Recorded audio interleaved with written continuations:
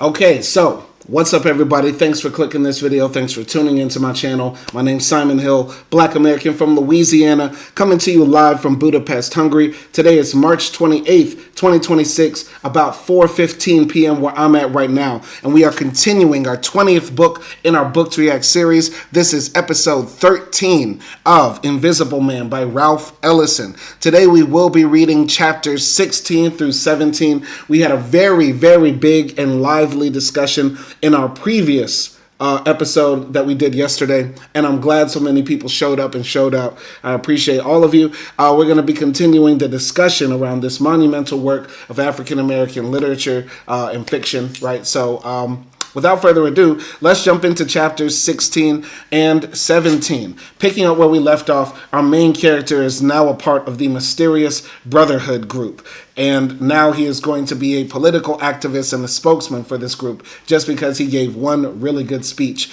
at this rally, impromptu.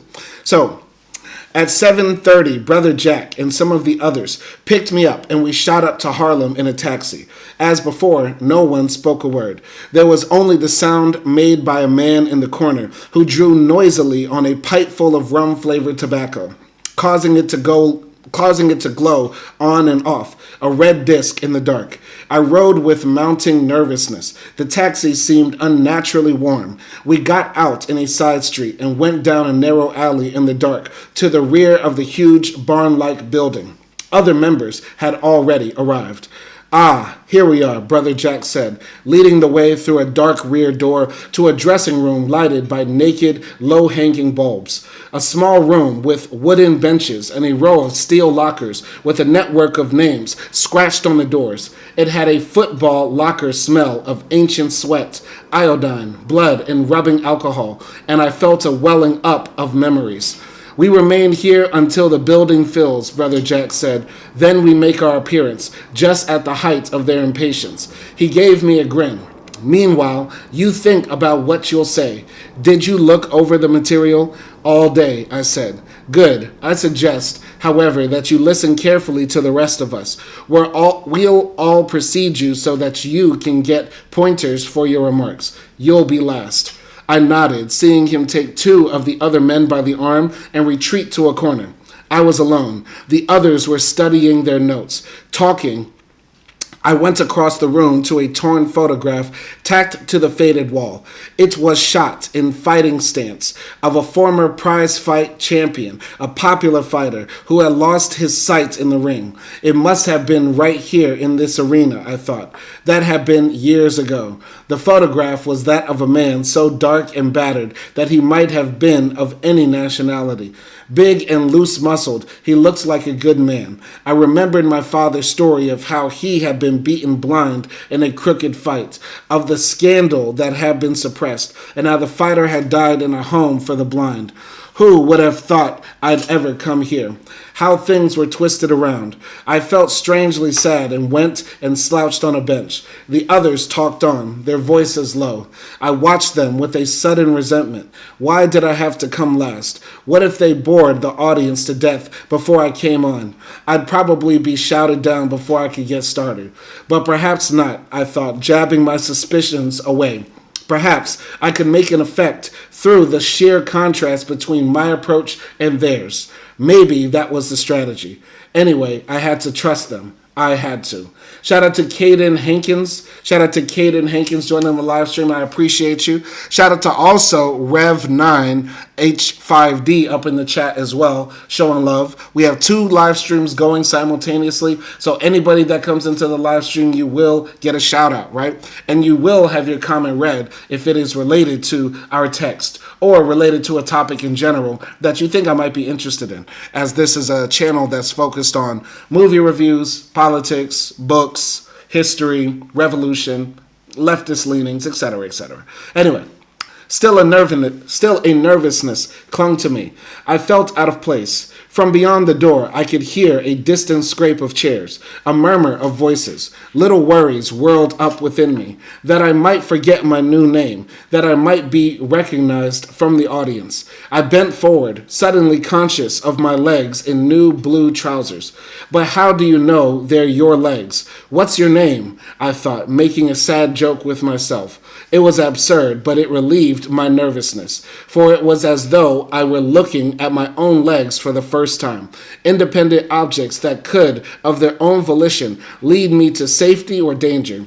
I stared at the dusty floor. Then it was as though I was returning after a long suspension of consciousness, as though I stood simultaneously at opposite ends of a tunnel. I seemed to view myself from the distance of the campus while yet sitting there on a bench in the old, while sitting there on the bench.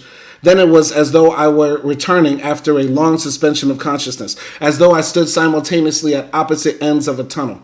I seemed to view myself from the distance of the campus, while yet sitting there on a bench in the old arena, dressed in a new blue suit, sitting across the room from a group of intense men who talked among themselves in hushed, edgy voices, while yet in the distance I could hear the clatter of chairs, more voices, a cough. I seemed aware of it all from a point deep within me, yet there was a disturbing vagueness about what I saw, a disturbing uninformed quality, as when you see yourself in a photo exposed during adolescence, the expression empty, the grin without character, the ears too large, the pimples, courage bumps, too many, and too well defined. This was a new phase, I realized, a new beginning, and I would have to take that part of myself that looked on with remote eyes and keep it always at the distance of the campus, the hospital machine, the battle royale, all now far behind. Perhaps the part of me that observed listlessly but saw all, missing nothing, was still the malicious arguing part, the dissenting voice, my grandfather part, the cynical, disbelieving part, the traitor self that always threatened internal discord. Whatever it was, I knew that I'd have to keep it pressed down. I had to, for if I were successful tonight, I'd be on the road to something big. No more flying apart at the seams. No more remembering forgotten pains. No, I thought, shifting my body. They're the same legs on which I've come so far from home, and yet they were somehow new. The new suit imparted a newness to me.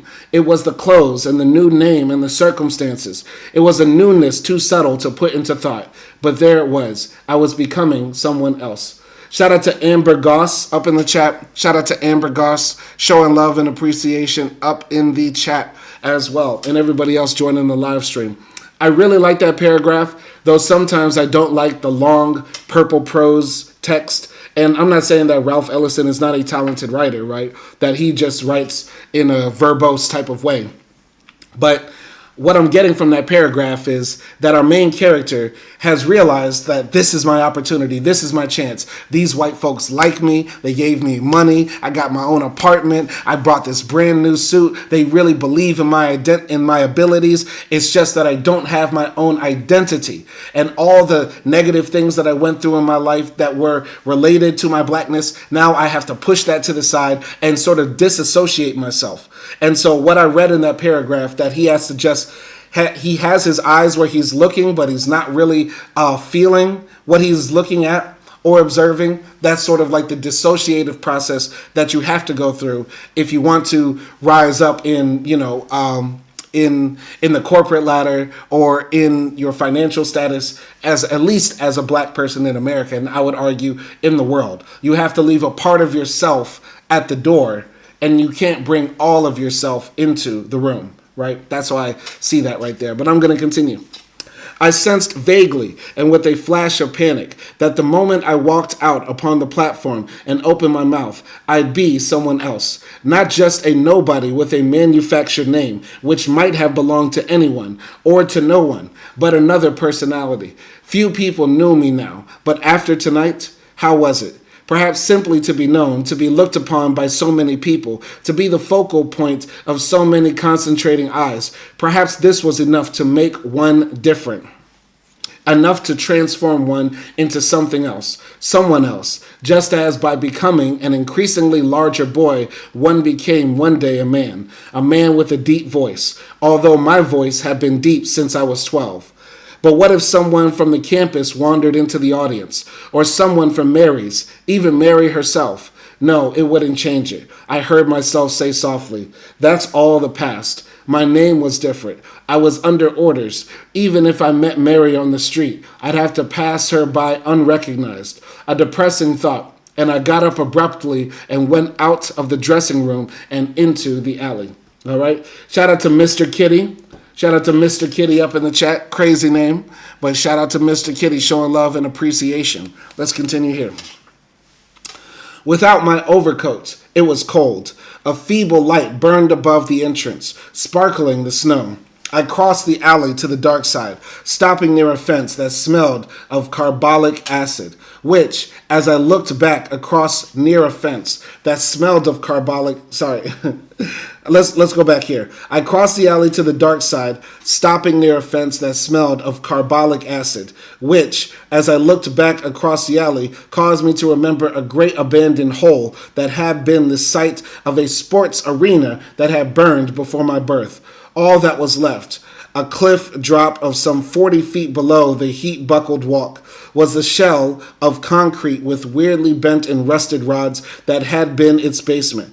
The hole was used for dumping, and after a rain it stank with stagnant water.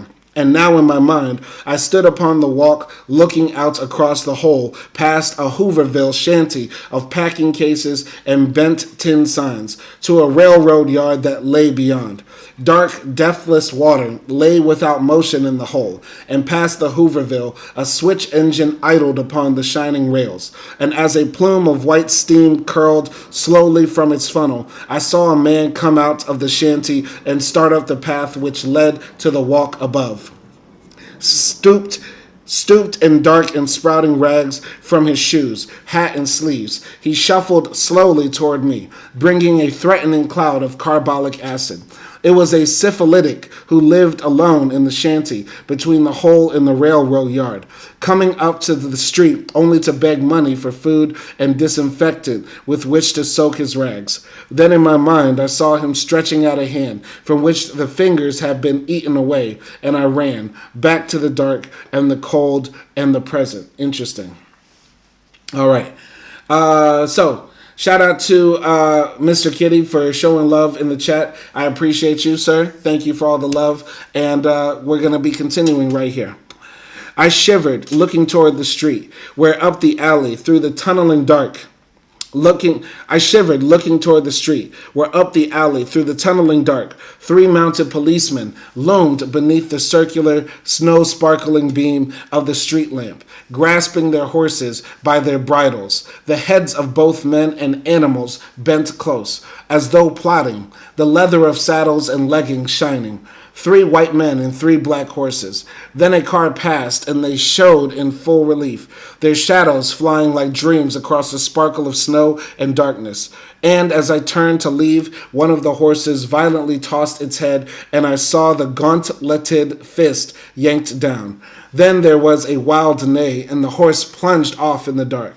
The crisp, frantic cackling of metal and the stomping of hooves followed me to the door. Perhaps this was something for Brother Jack to know. But inside they were still in a huddle, and I went back and sat on the bench.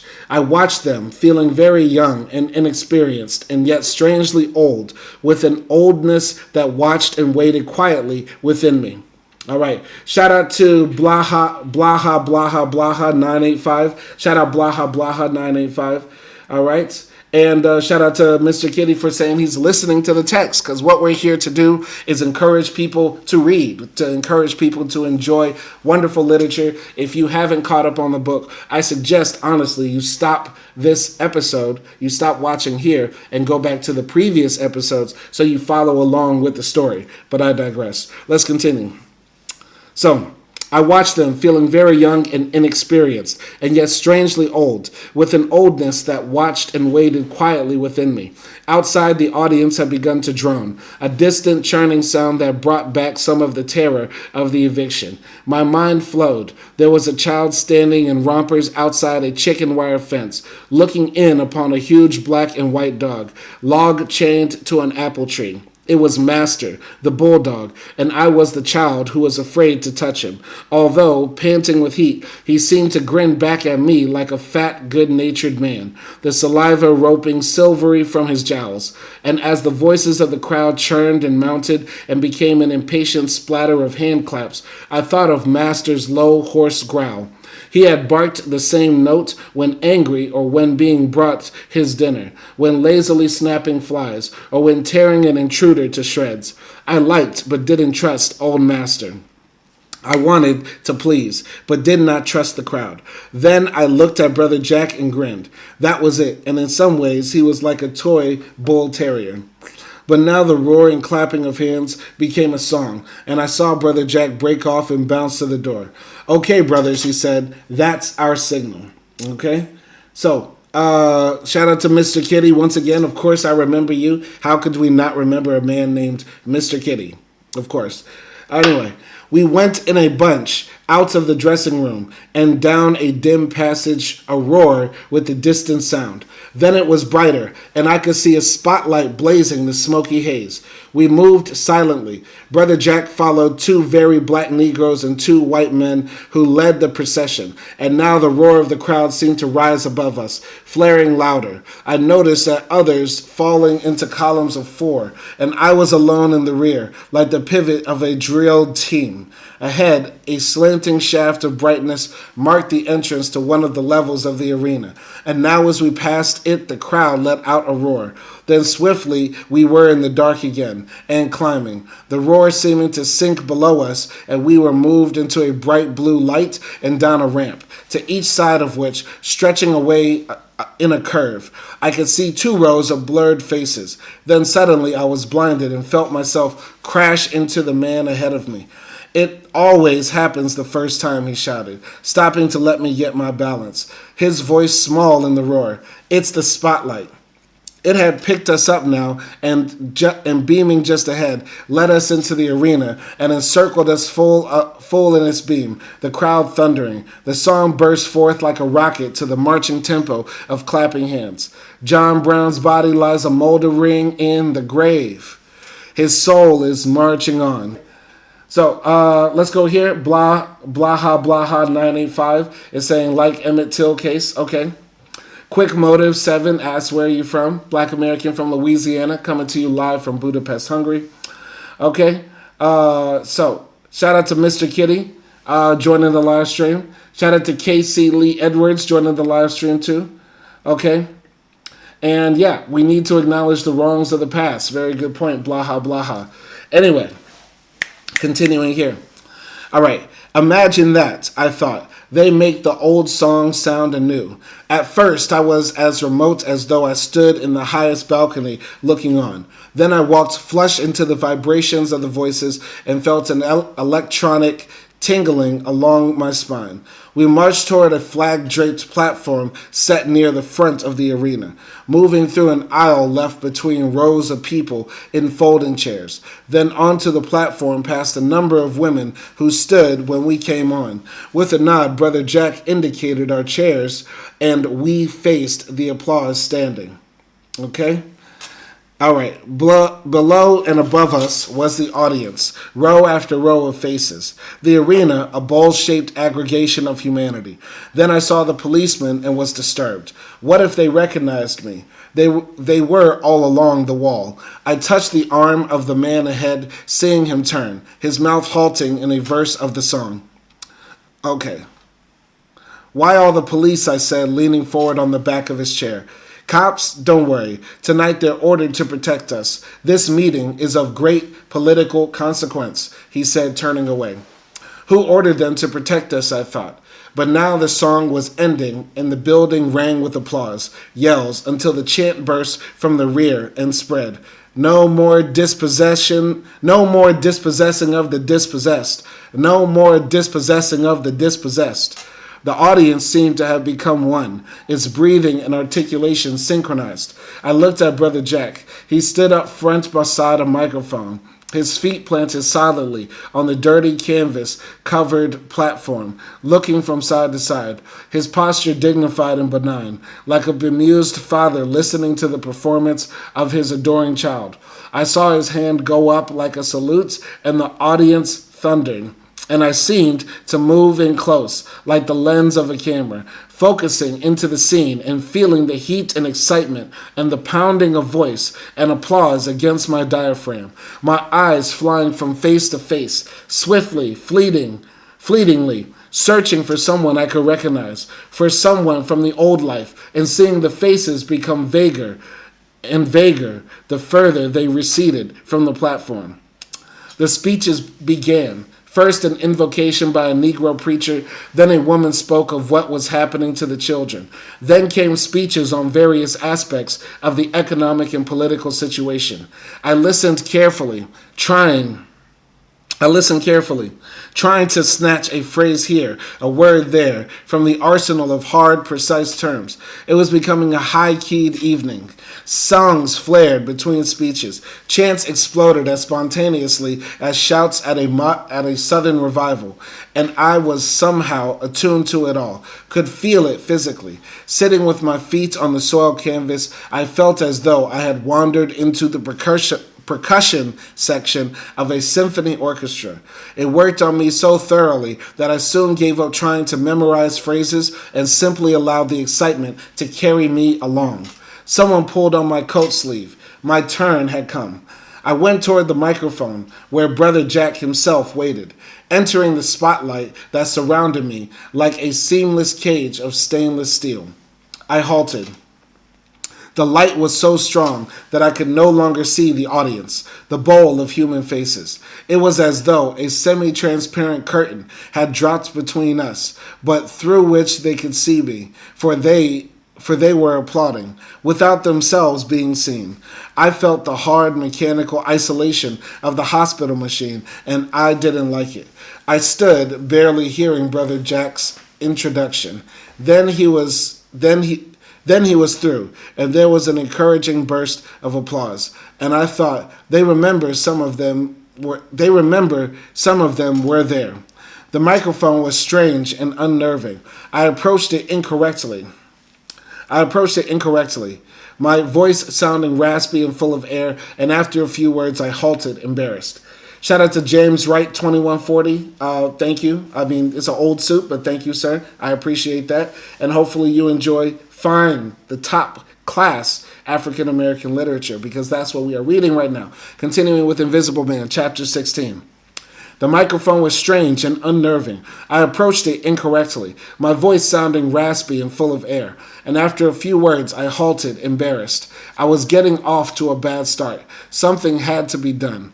I leaned toward the vague audience closest to the platform and said, "Sorry, folks, up to now, they've kept me so far away from these shiny electric gadgets, I haven't learned the technique. And to tell you the truth, it looks to me like it might bite. Just look at it. It looks like the steel skull of a man. Do you think he died of dispossession?" It worked, and while they laughed, someone came and made an adjustment. "Don't stand too close," he advised. "How's that?" I said, hearing my voice boom deeper and vibrant over the arena. "Is that better?" There was a ripple of applause. "You see, all I needed was a chance. You've granted it. Now it's up to me." Okay, so here's the speech time. Our main character is about to make a big speech in the stadium. Let's see what he has to say. The applause grew louder, and from down front, a man's far-carrying voice called out, "We with you, brother. You pitch 'em, we catch 'em." That was all I needed. I'd made a contact, and it was as though his voice was that of them all.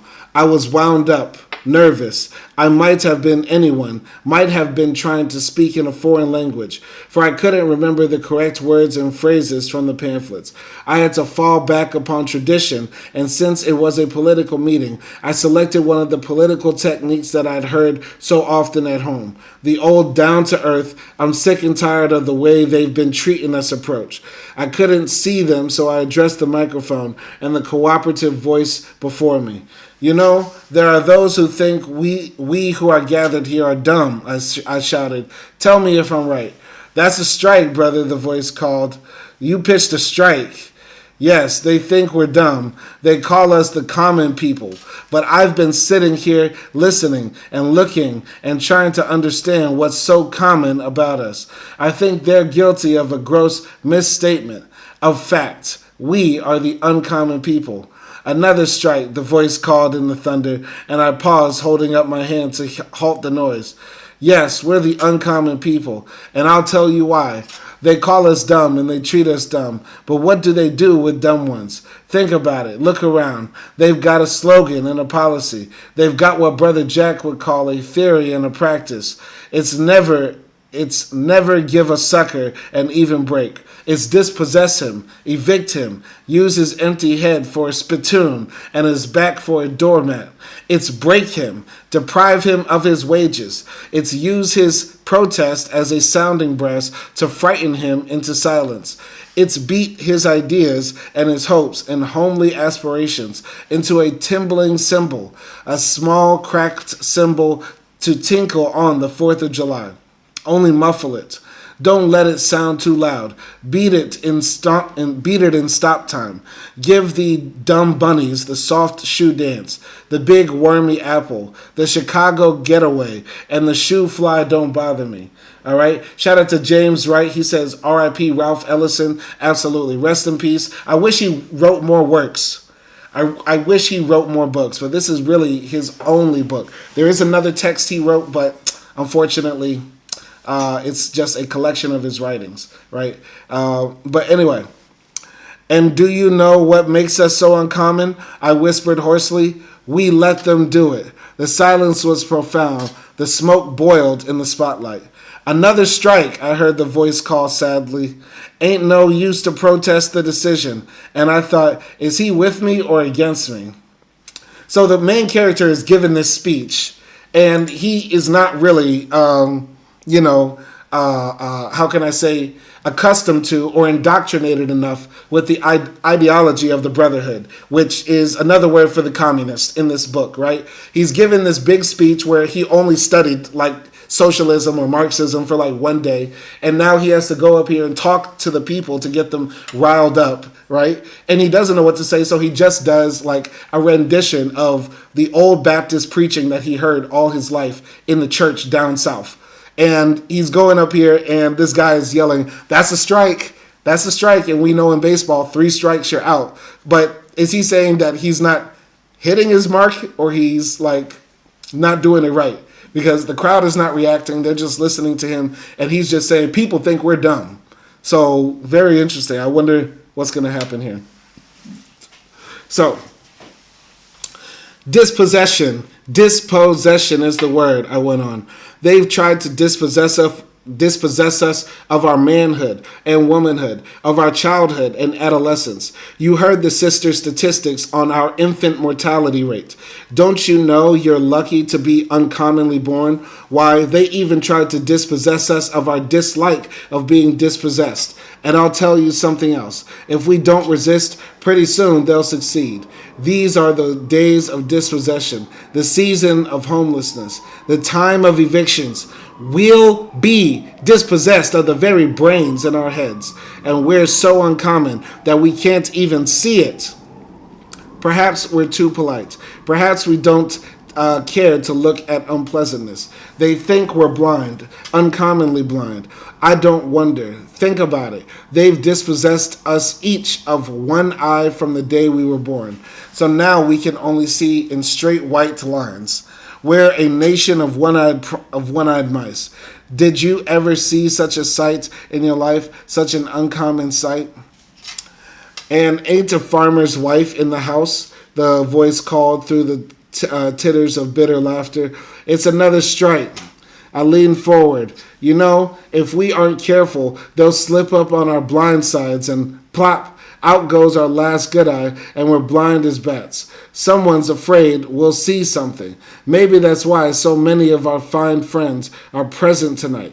Blue steel pistols and blue serge suits and all. But I believe one eye is enough to lose without resistance. And I think that's your belief. So let's get together. Did you ever notice, my dumb one-eyed brothers, how two totally blind men can get together and help one another along? They stumble, they bump into things, but they avoid dangers too. They get along. Let's get together, uncommon people, with both our eyes. We may see what makes us so uncommon. We'll see who makes us so uncommon. Up to now, we've been like a couple of one-eyed men walking down opposite sides of the street. Sometimes someone starts throwing bricks and we start blaming each other and fighting among ourselves. Shout out to Rolly B4K. Shout out to Rolly B4K joining the live stream chat. I appreciate you. Anyway, up to now, we've been like a couple of one-eyed men walking down opposite sides of the street. Someone starts throwing bricks and we start blaming each other and fighting among ourselves. But we're mistaken because there's a third party present. There's a smooth, oily scoundrel running down the middle of the wide gray street, throwing stones. He's the one. He's doing the damage. He claims he needs the space. He calls it his freedom. And he knows he's got us on our blind side, and he hasn't been popping away till he's got us silly, uncommonly silly. In fact, his freedom has got us damn nigh blind. Hush now, don't call no names, I called, holding up my palm. I say to hell with this guy. I say, come on, cross over. Let's make an alliance. I'll look out for you, and you look out for me. I'm good at catching, and I've got a damn good pitching arm. All right? Shout out to Crucified Sausages. Shout out to Crucified Sausages up in the chat, showing love. I will not be doing a backflip. Okay, so welcome back to my channel.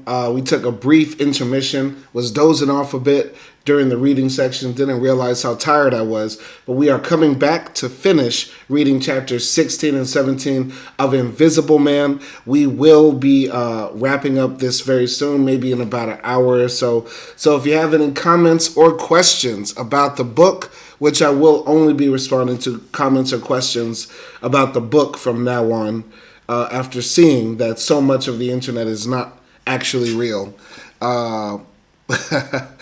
I'll only be responding to people that are interacting with the text. Everybody else can kick rocks. You can go to hell. I don't care. Anyway, let's come back here. So our main character is giving a speech in some grand stadium with this new group that he's now a part of, the Brotherhood. And it doesn't seem like the speech is going over very well because a brother keeps shouting out in the crowd stuff like this. You don't pitch no balls, brother. Not a single one. Let's make a miracle, I shouted. Let's take back our pillaged eyes. Let's reclaim our sight. Let's combine and spread our vision. Peep around the corner. There's a storm coming. Look down the avenue. There's only one enemy. Can't you see his face? It was a natural pause, and there was applause. But as it burst, I realized that the flow of words had stopped. What would I do when they started to listen again? I leaned forward, straining to see through the barrier of light. They were mine, out there, and I couldn't afford to lose them. Yet I suddenly felt naked, sensing that the words were returning and that something was about to be said that I shouldn't reveal. Look at me, the words ripped from my solar plexus. I haven't lived here long. Times are hard. I've known despair. I'm from the South, and since coming here, I've known eviction. I'd come to distrust the world.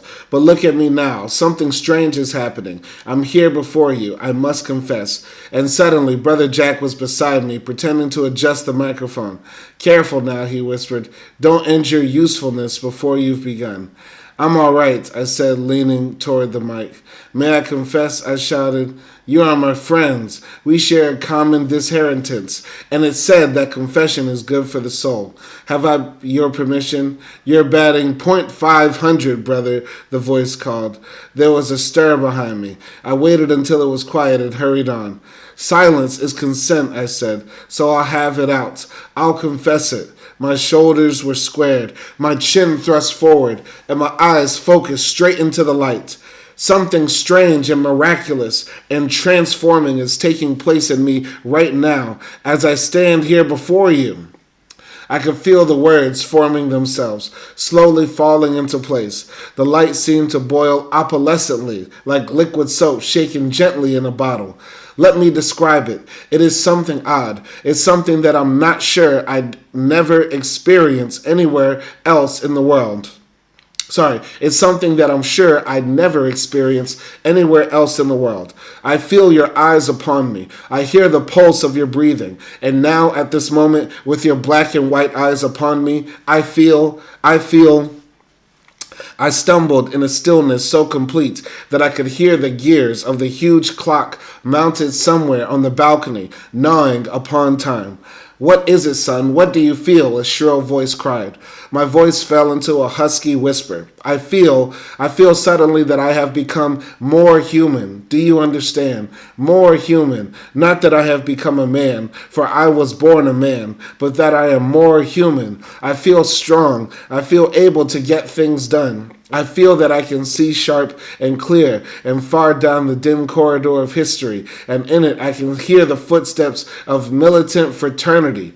No, wait, let me confess. I feel the urge to affirm my feelings. I feel that here, after a long and desperate and uncommonly blind journey, I have come home. Home. With your eyes upon me, I feel that I found my true family, my true people, my true country. I am a new citizen of the country of your vision, a native of your fraternal land. I feel that here tonight in this old arena, the new is being born and the vital old revived. In each of you, in me, in us all. Sisters, brothers, we are the true patriots, the citizens of tomorrow's world. We'll be dispossessed no more. The applause struck like a clap of thunder. I stood transfixed, unable to see, my body quivering with the roar. I made an indefinite movement. What should I do? Wave to them? I faced the shouts, cheers, shrill whistling, my eyes burning from the light. I felt a large tear roll down my face, and I wiped it away with embarrassment. Others were starting down. Why didn't someone help me get out of the spot before I spoiled everything? But with the tears came an increase of applause, and I lifted my head, surprised, my eyes streaming. The sound seemed to roar up in waves. They had begun to stomp the floor, and I was laughing and bowing my head, now unashamed. It grew in volume. The sound of splitting wood came from the rear. I grew tired, but still they cheered, until, finally, I gave up and started back toward the chairs. Red spots danced before my eyes. Someone took my hand and leaned toward my ear. Hold on, I have commentary about that, but I gotta blow my nose real quick. Hold on.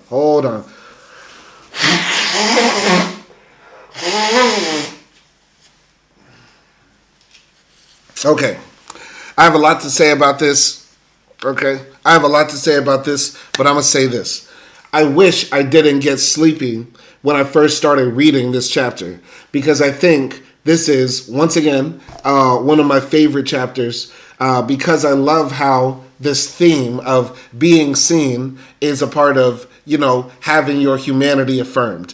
And when he is giving speeches, it seems like this other person appears. This character, to be frank, is kind of meek. He's kind of always a perpetual bully victim, and he cannot seem to gain his own ground, grasp, or standing in the world until it's his time to speak. And when he speaks in front of the crowd in Harlem who are trying to, chase down the cop, or in front of these group of, faceless, nameless communists, right? Then that's when the actual person appears. Though it's not really an actual person, it's more like a person who is more brave and affirming of their own humanity, right? Because he had no real ideological leanings other than to just be a great black man, like the founder, right? That's all he really cared about. But now with every group that he's a part of now, since his lobotomy, he's like trying to be a part of them, be them, and be seen by them. And this open confessional that he gives in front of this large crowd, that I am a native of your land, I am your brother, and we will finally do this together. I'm willing to go with you to the ends of the earth to be a part of your vision, as long as you see me and I see you. And the crowd just goes crazy. You know what I mean? Like, it's such a moving moment. It's a moment that I wish I could have delivered better for all of you, but I still think the power of the text makes that scene still resonate. You know what I mean? So if you didn't, hear me say it, or if you didn't like the way I said it, read it for yourself, and you'll see how powerful that speech really was, and how it's a bit tragic it is too, that he sort of has to wait until people, willingly validate his existence by changing his identity, that he is, willing to be so debased. You know what I mean? But I digress. Let's continue here.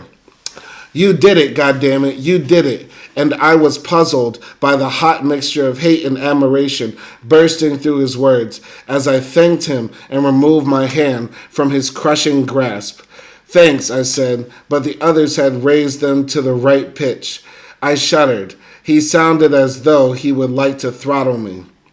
I couldn't see, and there was much confusion, and suddenly someone spun me around, pulling me off balance, and I felt myself pressed against warm feminine softness, holding on.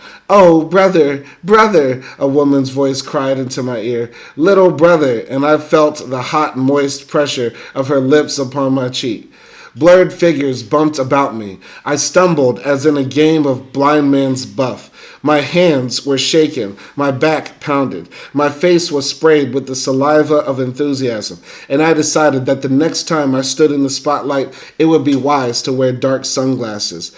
It was a deafening demonstration. We left them cheering, knocking over chairs, stomping the floor. Brother Jack guided me off the platform. It's time we left, he shouted. Things have truly begun to move. All that energy must be organized. He guided me through the shouting crowd, hands continuing to touch me as I stumbled along. Then we entered the dark passage, and when we reached the end, the spots faded from our eyes, and I began to see again. Brother Jack paused at the door. Listen to them, he said, just waiting to be told what to do.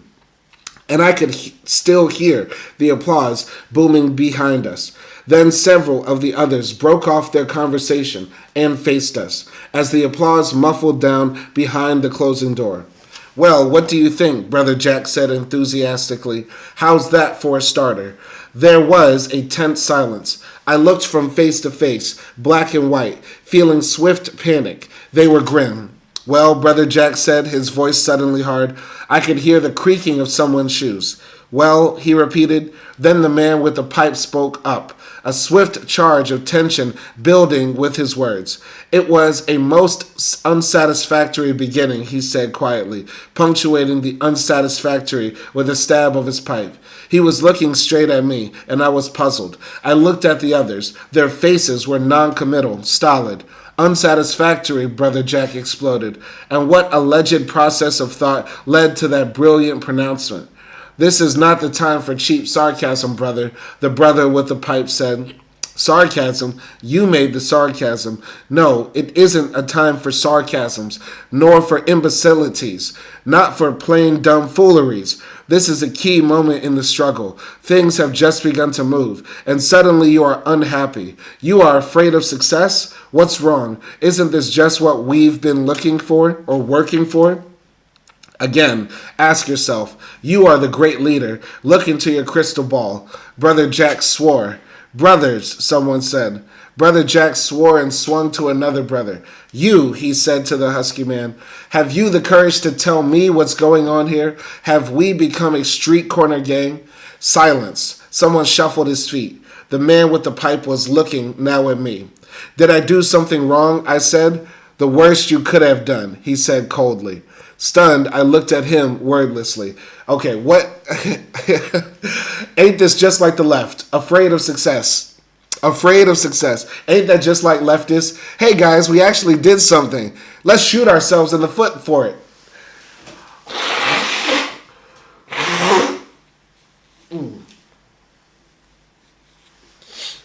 Typical. Anyway, stunned, I looked at him wordlessly. Never mind, Brother Jack said, suddenly calm. Just what is the problem, brother? Let's have it out right here. Just what is your complaint? Not a complaint, an opinion. If we are still allowed to express our opinions, the brother with the pipe said. Your opinion then, Brother Jack said. In my opinion, the speech was wild, hysterical, politically irresponsible, and dangerous, he snapped. And worse than that, it was incorrect, he pronounced incorrect, as though the term described the most heinous crime imaginable. And I stared at him open-mouthed, feeling a vague guilt. So, Brother Jack said, looking from face to face, there's been a caucus, and decisions have been made. Did you take minutes, Brother Chairman? Have you recorded your wise disputations? There was no caucus, and the opinion still holds, the brother with the pipe said. No meeting, but just the same, there has been a caucus, and decisions have been reached even before the event is finished. But, brother, someone tried to intervene. A most brilliant operation, Brother Jack went on, smiling now. A consummate example of skilled theoretical ninjinskis leaping ahead of history. But come down, brothers, come down, or you'll land on your dialectics. The stage of history hasn't built that far. The month after next, perhaps, but not yet. That's funny. If you understand dialectics, or the idea that history is moving forward because opposing forces are working against each other, to say like, oh, the dialectics are moving, but they're not there yet. They might be there next Tuesday, but not. That's funny. That's some nerd humor. I like that. This book is funny, man. It's a funny book. Anyway, I'm not giving any shout-outs to any of you bots anymore. Alkio Edits is probably a bot. Real Banana Leclerc is probably a bot too. All of you are bots. I don't care about any of you. I hate all of you. I hate you all. Okay? All right. Okay. And shout out to Rev9H5D. He says, someday your YouTube channel will have many viewers and you will also have fans. Most importantly, don't give up. Aw, I like that. Okay. James Wright says, is literature only on this channel? I just finished Malcolm X's autobiography and found it very interesting. That's what I like to see. See, the horizontal live has the best comments.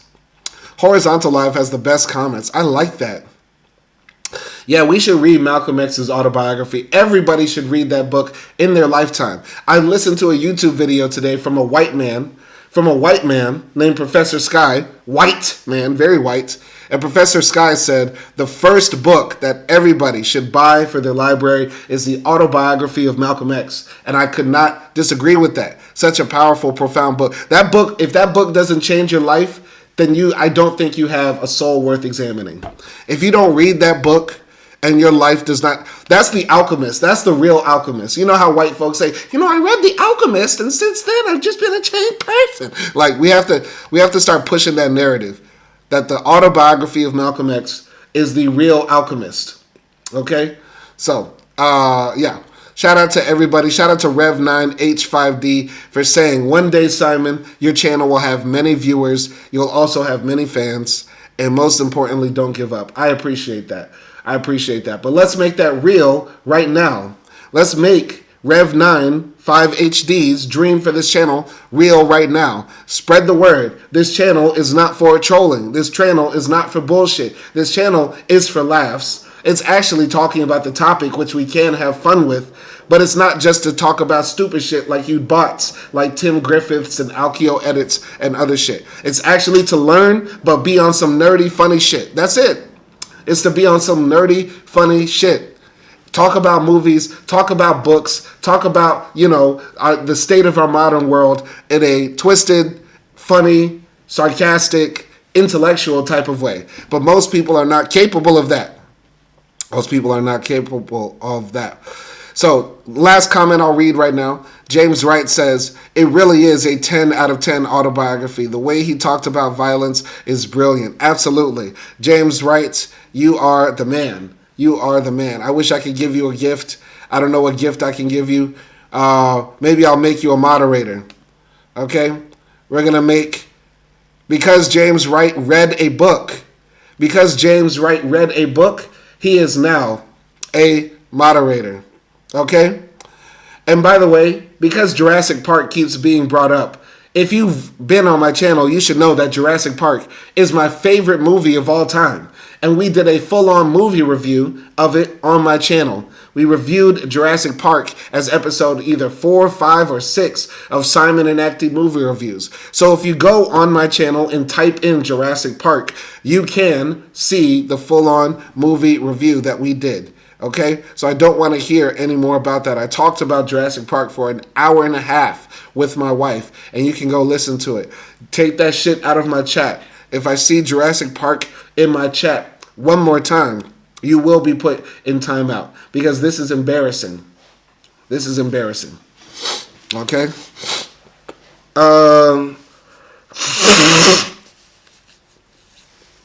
Okay, continuing. All right. I'm going to continue here. So, Brother Jack said, a consummate example of skilled theoretical ninjinskis leaping ahead of history. But come down, brothers, come down, or you'll land on your dialectics. The stage of history hasn't built that far. The month after next, perhaps, but not yet.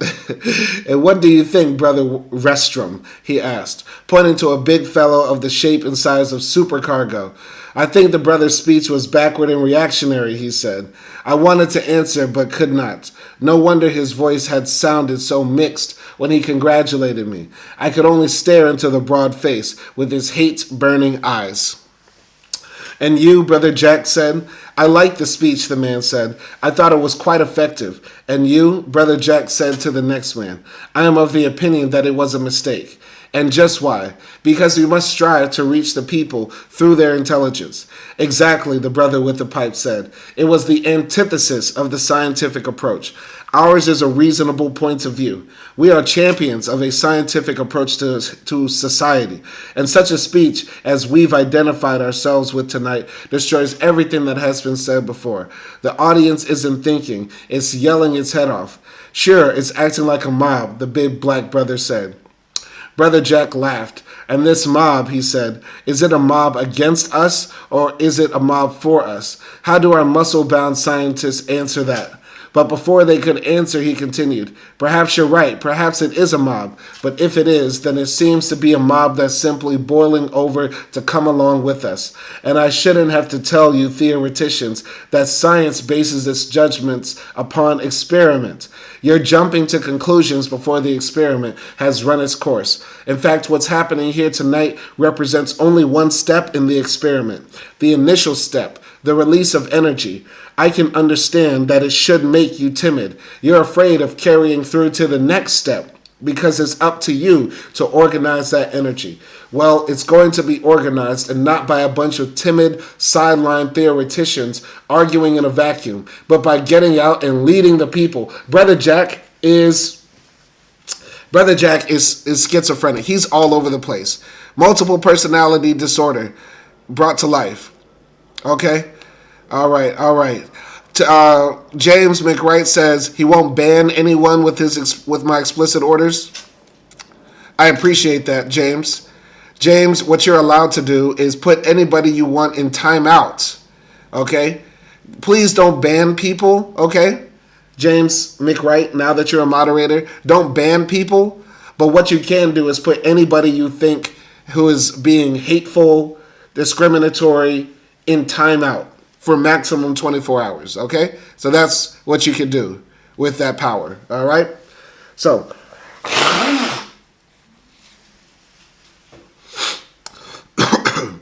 all right.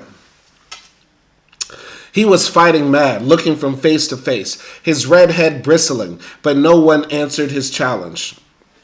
It's disgusting, he said, pointing to me. Our new brother has succeeded by instinct, where for 2 years your science has failed, and now all you can offer is destructive criticism. I beg to differ, the brother with the pipe said. To point out the dangerous nature of the speech isn't destructive criticism. Far from it. Like the rest of us, the new brother must learn to speak scientifically. He must be trained.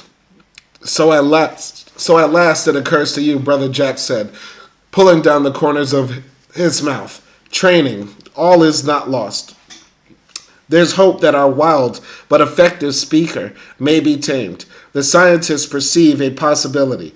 Very well, it has been arranged. Perhaps not scientifically, but arranged nevertheless. For the next few months, our new brother is to undergo a period of intense study and indoctrination under the guidance of Brother Hambro. That's right, he said, as I started to speak. I meant to tell you later. Well, that's a long time, I said. How am I going to live? Your salary will continue, he said. Meanwhile, you'll be guilty of no further unscientific speeches to upset our brother's scientific tranquility.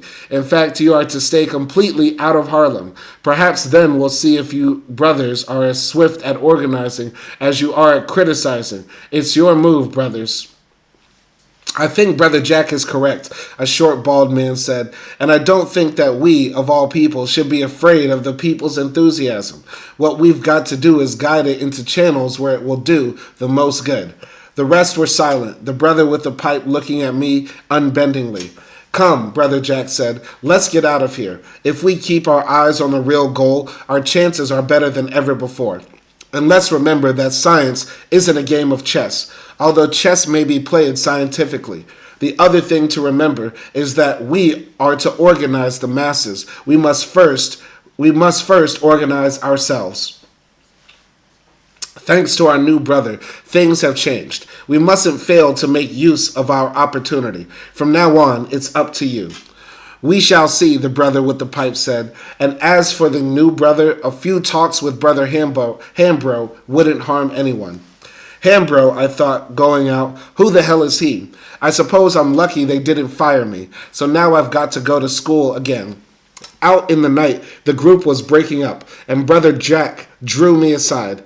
Don't worry, he said. You'll find Brother Hambro interesting, and a period of training was inevitable. Your speech tonight was a test which you passed with flying colors, so now you'll be prepared for some real work. Here's the address. See Brother Hambro the first thing in the morning.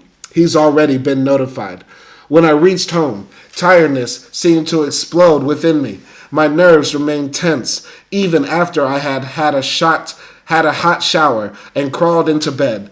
In my disappointment, I wanted only to sleep, but my mind kept wandering back to the rally. It had actually happened. I had been lucky and had said the right things at the right time, and they had liked me. Or perhaps I had said the wrong things in the right places.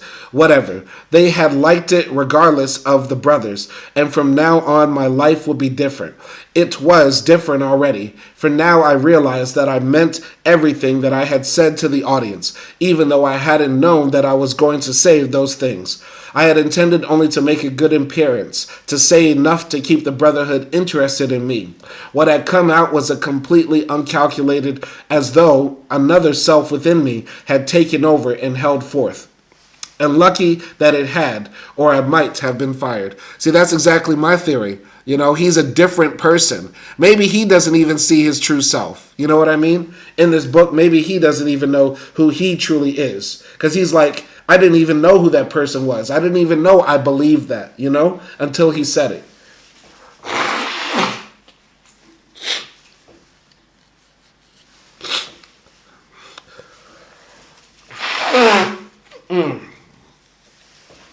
Oh, sorry about that. Sorry.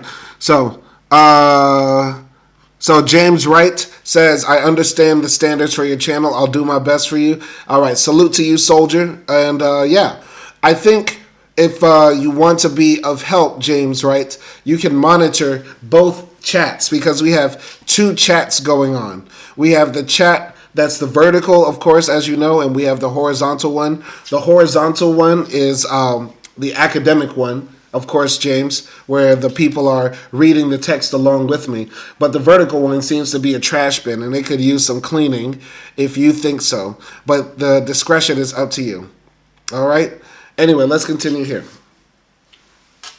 Yeah.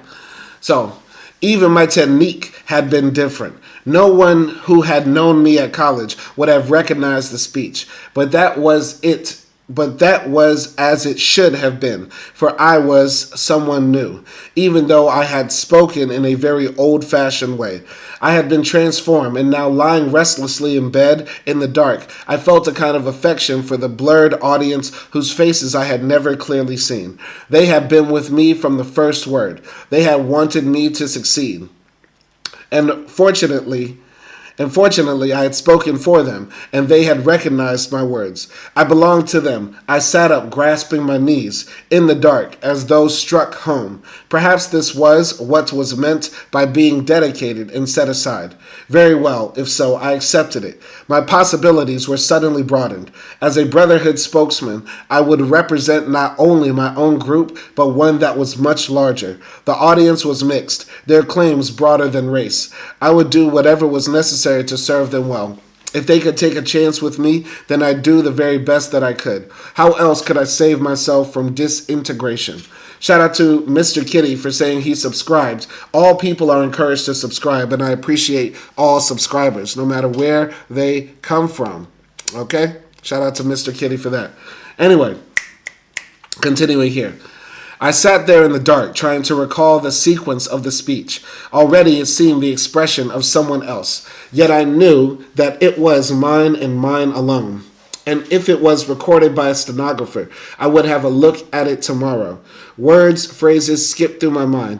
I saw the blue haze again. What had I meant by saying that I'd become more human? Was it a phrase that I had picked up from some preceding speaker or a slip of the tongue? For a moment, I thought of my grandfather and quickly dismissed him. What had an old slave to do with humanity? Perhaps it was something that Woodridge had said in the literature class back at college.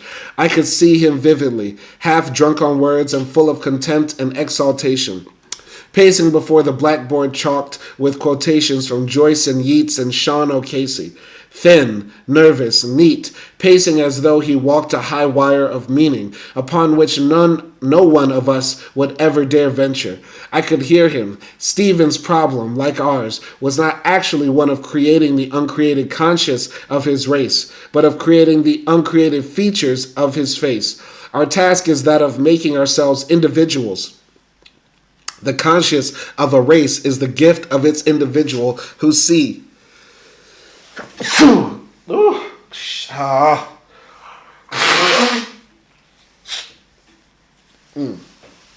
Pardon, sorry. Our task is that of making ourselves individuals. The conscious of race is the gift of its individuals who see, evaluate, record. We create the race by creating ourselves, and then to our great astonishment, we will have created something far more important. We will have created a culture. Why waste time creating a conscious for something that doesn't exist? For you see, blood and skin do not think. But no, it wasn't Woodridge, more human.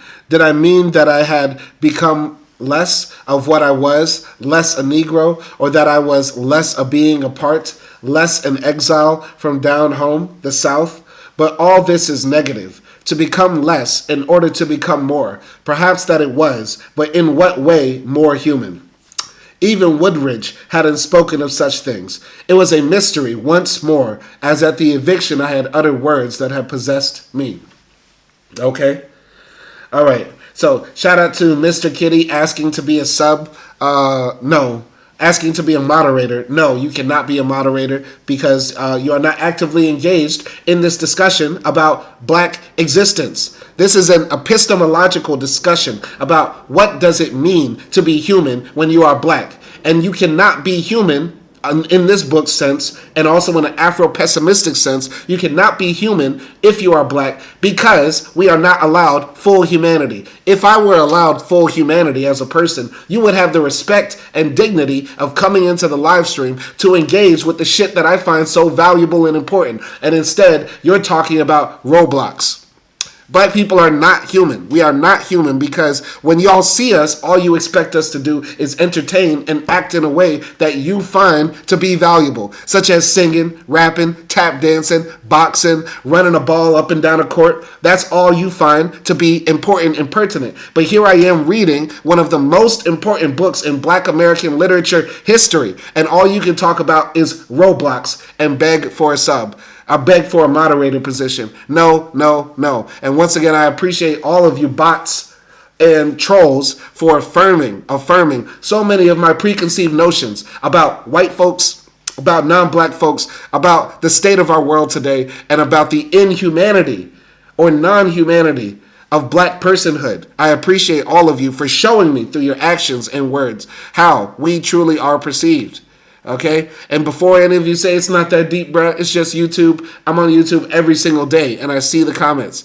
I see the trolls. I see how y'all act in these chat rooms when y'all are given the opportunity to actually learn, because your white mommy and daddy didn't teach you shit. Your white mommy and daddy didn't teach you shit. You go to school and you don't learn shit. You exist in a world full of ignorance and hate. And yet and still, when you're faced with the light of actual education, with education meaning to deduce and learn from inside the self, to have a life worth reflecting upon, all you can talk about is Roblox. Disgusting. I spit on your grave. I spit on you as people, because you are not people in my subjectivity. I continue here. Last paragraph of chapter 16. I thought of Bledsoe and Norton and what they had done. By kicking me into the dark, they made me see the possibility of achieving something greater and more important than I'd ever dreamed. Here was a way that didn't lead through the back door, a way not limited by black and white, but a way which, if one lived long enough and worked hard enough, could lead to the highest possible rewards.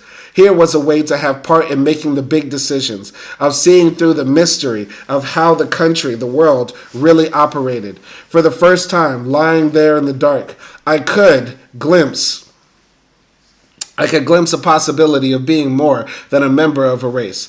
It was no dream. The possibility existed. I had only to work and learn and survive in order to go to the top. Sure, I'd study with Hambro. I learned what he had to teach and a lot more. Let tomorrow come. The sooner I was through with this Hambro, the sooner I could get started with my work. All right. And that's the end of chapter 16. I need to get I need to get a bandana to blow my nose. All super chats are appreciated, even if I crash out on you. Mr. Kitty, you obviously have money because you're watching this live stream now on the internet. It takes money to have the internet. If you're not going to actually engage with the conversation, at least donate to the cause of me trying to educate the people. But if not, shh, I will be back.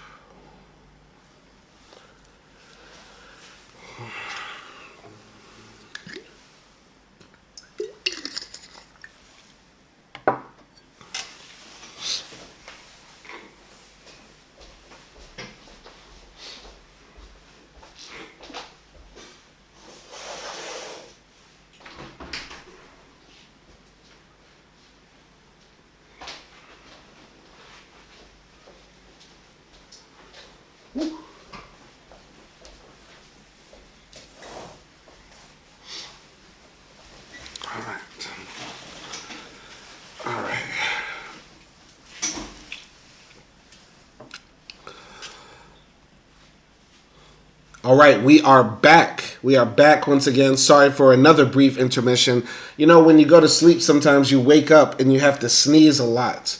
You have to blow your nose a lot. I don't know why that is. If anybody else has that issue, let me know how you deal with it. But I just sort of, blow my way out of it. Pause. No diddy. Anyway, we're going to be reading chapter 17 as promised. Good thing I did take that nap because chapter 17 is a doozy. We are here on page 276, and chapter 17 does not end until page 297.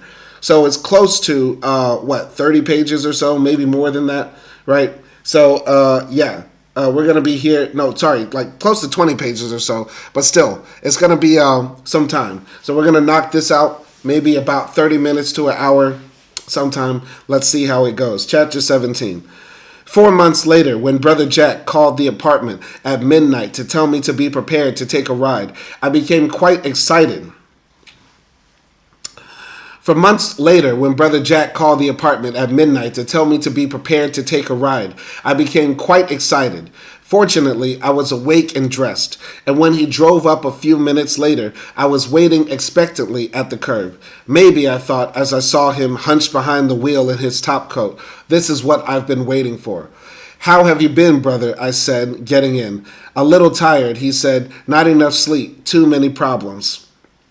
Then, as he got the car underway, he became silent, and I decided not to ask any questions. That was one thing I had learned thoroughly. There must be something done. They must be doing something at the Chthonian, I thought, watching him staring at the road as though lost in thought. Maybe the brothers are waiting to put me through my paces. If so, fine. I've been waiting for an examination. But instead of going to the Chthonian, I looked out to discover that he had brought me to Harlem and was parking the car. We'll have a drink, he said, getting out and heading for where the neon-lighted sign of a bull's head announced the El Toro bar. I was disappointed. I wanted no drink. I wanted to take the next step that lay between me and an assignment. I followed him inside with a surge of irritation. The bar room was warm and quiet. The usual rows of bottles with exotic names were lined on the shelves, and in the rear, where 4 men argued in Spanish over glasses of beer, a jukebox, lit up green and red, played Media Luz, and as we waited for the bartender, I tried to figure the purpose of the trip. I had seen very little of Brother Jack after beginning my studies with Brother Hambro. My life had been too tightly organized, but I should have known that if anything was going to happen, Brother Hambro would have let me know. Instead, I was to meet him in the morning as usual. That Hambro, I thought, is he a fanatic teacher?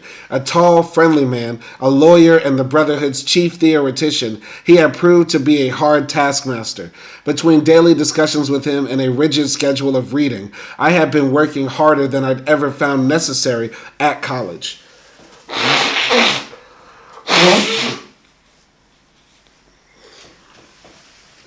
Even my nights were organized. Every evening found me at some rally or meeting in one of the many districts, though this was my first trip to Harlem since my speech, where I'd sit on the platform with the speakers, making notes to be discussed with him the next day. Every occasion became a study situation, even the parties that sometimes followed the meetings. During these, I had to make mental notes on the ideological attitudes revealed in the guest conversations, but I had soon learned the methods in it. Not only had I been learning the many aspects of the Brotherhood's policy and its approach to various social groupings, but the citywide membership had grown familiar with me. My part in the eviction was kept very much alive, and although I was under orders to make no speeches, I had grown accustomed to being introduced as a kind of hero. Yet it had been mainly a time for listening, and, being a talker, I had grown impatient. Now I knew most of the Brotherhood arguments so well that I doubted as well as those I believed. Those I doubted as well as those I believed. Now I knew most of the Brotherhood's arguments so well, those I doubted as well as those I believed, that I could repeat them in my sleep, but nothing had been said about my assignment. Thus I had hoped the midnight call meant some kind of action was to begin. Beside me, Brother Jack was still lost in thought. He seemed in no hurry to go elsewhere or for a talk. And as the slow-motion bartender mixed our drinks, I puzzled vainly as to why he had brought me here. Before me, in a panel where a mirror is usually placed, I could see a scene from a bullfight, the bull charging close to the man, and the man swinging the red cape in sculptured folds so close to his body that man and bull seemed to blend in one world of calm, pure motion. Pure grace, I thought, looking above the bar to where, larger than life, the pink and white image of a girl smiled down from a summery beer ad on which a calendar said April 1. Then, as our drinks were placed before us, Brother Jack came alive. His mood changing as though in the instant he had settled whatever had been bothering him and felt suddenly free. Here, come back, he said, nudging me playfully. She's only a cardboard image of a cold steel civilization. I laughed, glad to hear him joking. And that, I said, pointing to the bullfight scene, sheer barbarism, he said, watching the bartender and lowering his voice to a whisper. But tell me, how have you found your work with Brother Hambro? Oh, fine, I said. He's strict, but if I'd had teachers like him in college, I'd know a few things. He taught me a lot, but whether enough to satisfy the brothers who dislike my arena speech, I don't know. Shall we converse scientifically? He laughed, one of his eyes glowing brighter than the others. Don't worry about the brothers, he said. You'll do very well. Brother Hambro's reports on you have been excellent. Now, that's nice to hear, I said, aware now of another bullfight scene further down the bar in which the matador was being swept skyward on the black bull's horns. I've worked pretty hard trying to master the ideology. Master it, Brother Jack said, but don't overdo it. Don't let it master you. There is nothing to put the people to sleep like dry ideology. The ideal is to strike a medium between ideology and inspiration. Say what the people want to hear, but say it in such a way that they'll do what we wish. Interesting. Very interesting. He laughed. Remember too, that theory always comes after practice. Act first, theorize later. That's also a formula, a devastatingly effective one. He looked at me as though he did not see me, and I could not tell whether he was laughing at me or with me. I was sure only that he was laughing. Yes, I said, I'll try to master all that is required. You can, he said, and now you don't have to worry about the brothers' criticism. Just throw some ideology back at them and they'll leave you alone. Provided, of course, that you have the right backing and produce the required results. Another drink? Thanks, I've had enough. Are you sure? Sure. Good. Now to your assignment. Tomorrow you are to become a chief spokesman of the Harlem district. What?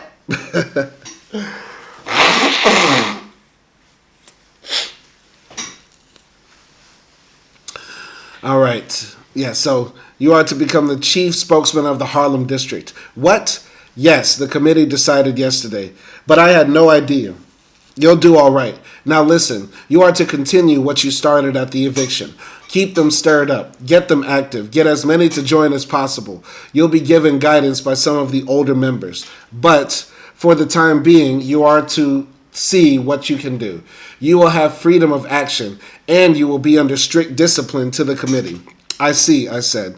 No, you don't quite see, he said, but you will. You must not underestimate the discipline, brother. It makes you answerable to the entire organization for what you do. Don't underestimate the discipline. It is very strict, but within its framework, you are to have full freedom to do your work. And your work is very important, understand? His eyes seemed to crowd my face as I nodded yes. We'd better go now so that you can get some sleep, he said, draining his glass. You're a soldier now. Your health belongs to the organization. I'll be ready, I said. I know you will. Until tomorrow, then. You'll meet with the executive committee of the Harlem section at 9 a.m. You know the location, of course. No, brother, I don't. Oh, that's right. Then you better come up with me for a minute. I have to see someone there, and you can take a look at where you'll work. I'll drop you off on the way down, he said. Interesting. So, continuing here. The district offices were located in a converted church structure, the main floor of which was occupied by a pawn shop, its windows crammed with loot that gleamed dully in the darkened street. We took a stair to the third floor, entering a large room beneath a high Gothic ceiling. It's down here, Brother Jack said, making for the end of the large room where I saw a row of smaller ones, only one of which was lighted. And now I saw a man appear in the door and limp forward. Evening, Brother Jack, he said. Why, Brother Tarp? I expected to find Brother Tobit. I know. He was here, but he had to leave, the man said. He left this envelope for you and said he'd call you later on tonight. Good, good, Brother Jack said. Here, meet a new brother. Pleased to meet you, the brother said smilingly. I heard you speak at the arena. You really told him. Thanks, I said. So you liked it, did you, Brother Tarp? Brother Jack said. The boy's all right with me, the man said. Well, you're going to see a lot of him. He's your new spokesman. That's fine, the man said. Looks like we're going to get some changes made. Correct, Brother Jack said. Now let's look at his office and we'll be going.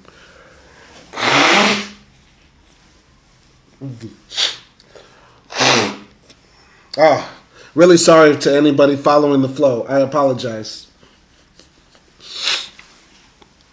All right. So, yeah. Sure, Brother Tarp said. Sure, Brother, Tarp said, limping before me into one of the dark rooms and snapping on a light.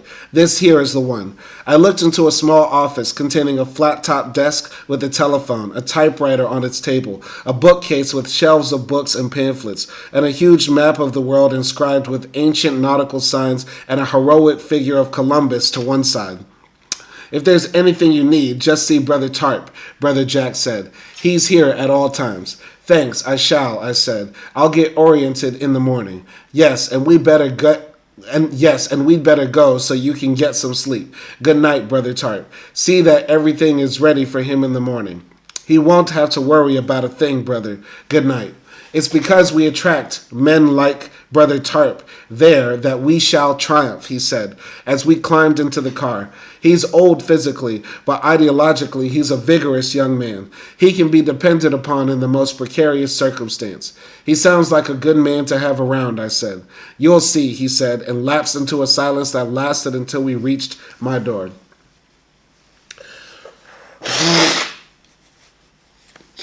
Okay. So, going to James Wright. I love James Wright. James Wright is the truth. Our guy James Wright in the chat is the truth. Let's read his comment. I didn't even skim it. Hopefully it's the truth. Let's find out. There's an idea in the book that the Brotherhood might secretly be under the control of white people who put the agenda into undesirable tangents. Do you think this kind of thing happens in real life? Let's read that again. There's an idea in the book that the Brotherhood might be secretly under the control of white people who puts the agenda of it into undesirable tangents. Do you think this kind of happens in real life? If I understand your question, James, the Brotherhood is basically has an ideology that doesn't really care about solving the issue of anti-blackness. And rather, they just use black people as faces and fronts for their own ideology, which so far has not been described. It's just, scientific, and it's all about history, which is obviously an attempt at describing socialism. You know what I mean? I do obviously think that happens in real life. Black people do become faces and spokespeople for movements that have nothing to do with actually fighting against anti-blackness or the systems that create all the evil isms of this world. I absolutely agree with you.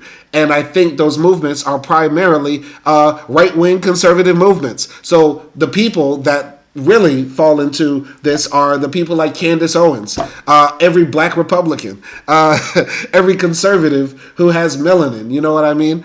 And I think if there are left-wing movements or class-based movements where people are solely focused on class and not about race, then I think it's pertinent for black people to join those organizations and put our issues to the forefront, which does not happen in conservative right-wing movements. You don't see Candace Owens talking about police brutality. In fact, she talks about the opposite. Candace Owens became famous and got rich because she made a video where she said George Floyd did not actually die because a police officer kneeled on his neck for 9 minutes. In fact, the opposite. Candace Owens said George Floyd died of a fentanyl overdose.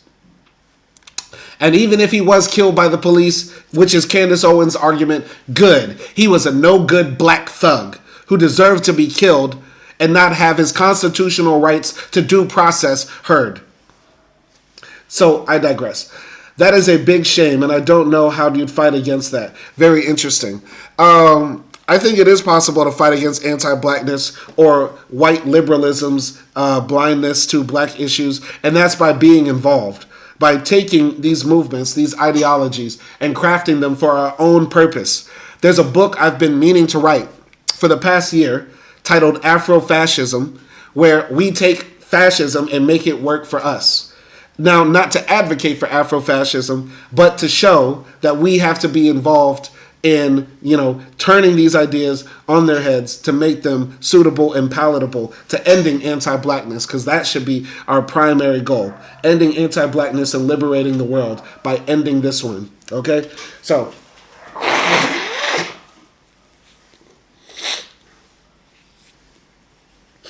all right, let's continue here. The committee was assembling in the hall with the high Gothic ceilings when I arrived, sitting in folding chairs around two small tables pushed together to form a unit. Well, Brother Jack said, you are on time. Very good. We favor precision in our leaders. Brother, I shall always try to be on time, I said. Here he is, brothers and sisters, he said, your new spokesman. Now to begin. Are we all present? All except Brother Todd Clifton, someone said. His red head jerked with surprise. So? He'll be here, a young brother said. We were working until 3 this morning. Still, he should be on time. Very well, Brother Jack said, taking out a watch. Let us begin. I have only a little time here, but a little time is all that is needed. You all know the events of the recent period, and the role our new brother has played in them. Briefly, you are here to see that it isn't wasted. We must achieve 2 things. We must plan methods of increasing the effectiveness of our agitation, and we must organize the energy that has already been released. This calls for a rapid increase of membership. The people are fully aroused. If we fail to lead them into action, they will become passive, or they will become cynical. Thus, it is necessary that we strike immediately and strike hard. Okay? James Wright says, that's a very compelling idea in relation to Afrofascism. I hope you can get it published. Even if no publisher will touch it, we can publish it ourselves online. You know what I mean? I think if I don't write Afrofascism, I'd be doing the world a disservice. I feel like the only thing, I can die happy, if I at least write Afrofascism and put that idea out in the world. It has to be done. And I should be making more time to getting on that project. That is a project that needs to be done. Hopefully by the end of 2026, it can be done. But Afrofascism has to be put to page. Okay? But thank you, James Wright, for your support. Let's continue here. All right. But what do you think about this? Do you think that we can abolish anti-blackness? And should black people be a part of left-wing groups that do not put race abolition or fighting against anti-blackness as a primary goal and objective? What do you think? Anyway, where were we? So, for this purpose, Brother Jack said, nodding toward me, our brother has been appointed district spokesman. You are to give him your loyal support and regard him as the new instrument of the committee's authority. I heard the slight applause splatter up, only to halt with the opening of the door, and I looked down past the rows of chairs to where a hatless young man about my own age was coming into the hall. He wore a heavy sweater and slacks, and as the others looked up, I heard the quick intake of a woman's pleasurable sigh. Then the young man was moving with an easy Negro stride out of the shadow into the light, and I saw that he was very black and very handsome, and as he advanced mid-distance into the room, that he possessed the chiseled black marble features sometimes found on statues in northern museums and alive in southern towns, in which the white offspring of house children and the black offspring of yard children bear names, features and character traits as identical as the rifling of bullets fired from a common barrel. And now close up, leaning tall and relaxed, his arms outstretched stiffly upon the table, I saw the broad, taut span of his knuckles upon the dark grain of the wood, the muscular, sweatered arms, the curving line of the chest rising to the easy pulsing of his throat, to the square, smooth chin, and saw a small X-shaped patch of adhesive upon the subtly blended velvet over stone, granite over bone, Afro-Anglo-Saxon contour of his cheek. Okay, Ralph Ellison might have been a bit homoerotic in that description. I have never seen a description of a black man that just reeked of just sensuality like that. They just said this was the sexiest nigga alive just walked into the room and stole the show. The blackest, sexiest nigga alive just stole the show. Just walk. Who writes that? Okay, what was the point of that? Ellison, chill, bro, chill. He leaned there, looking at us all with remote aloofness, in which I sensed an unstated questioning beneath a friendly charm. Sensing a possible rival, I watched him warily, wondering who he was. Ah, so Brother Todd Clifton is late, Brother Jack said. Our leader of the youth is late. Why is this? The young man pointed to his cheek and smiled. I had to see the doctor, he said. What is this? Brother Jack said, looking at the cross of adhesive on the black skin. Just a little encounter with the nationalists, with Ross the Exhorter's boys, Brother Clifton said, and I heard a gasp from one of the women who gazed at him with shining, compassionate eyes. Brother Jack gave me a quick look. Brother, you have heard of Ross. He is the wild man who calls himself a black nationalist. I don't recall so, I said. You'll hear of him soon enough. Sit down. Brother Clifton, sit down. You must be careful. You are valuable to the organization. You must not take chances. This was unavoidable, the young man said. Just the same, Brother Jack said, returning to the discussion with a call for ideas. Brother, are we still to fight against evictions? I said. It has become a leading issue, thanks to you. Then why not step up the fight? He studied my face. What do you suggest? Well, since it has attracted so much attention, why not try to reach the whole community with the issue? And how would you suggest we go about it? I suggest we get the community leaders on record in support of us. There are certain difficulties in face of this, Brother Jack said. Most of the leaders are against us, but I think he's got something there, Brother Clifton said. What if we got them to support the issue, whether they like us or not? The issue is a community issue. It's nonpartisan. Sure, I said, that's how it looks to me. With all the excitement over evictions, they can't afford to come out against us, not without appearing to be against the best interests of the community. So we have them across a barrel, Clifton said. That is perceptive enough, Brother Jack said. The others agreed. You see, Brother Jack said with a grin, we've always avoided these leaders, but the moment we start to advance on a broad front, sectarianism becomes a burden to be cast off. Any other suggestions? He looked around. Brother, I said, remembering now, when I first came to Harlem, one of the first things that impressed me was a man making a speech from a ladder. He spoke very violently and with an accent, but he had an enthusiastic audience. Why can't we carry our program to the street in the same way?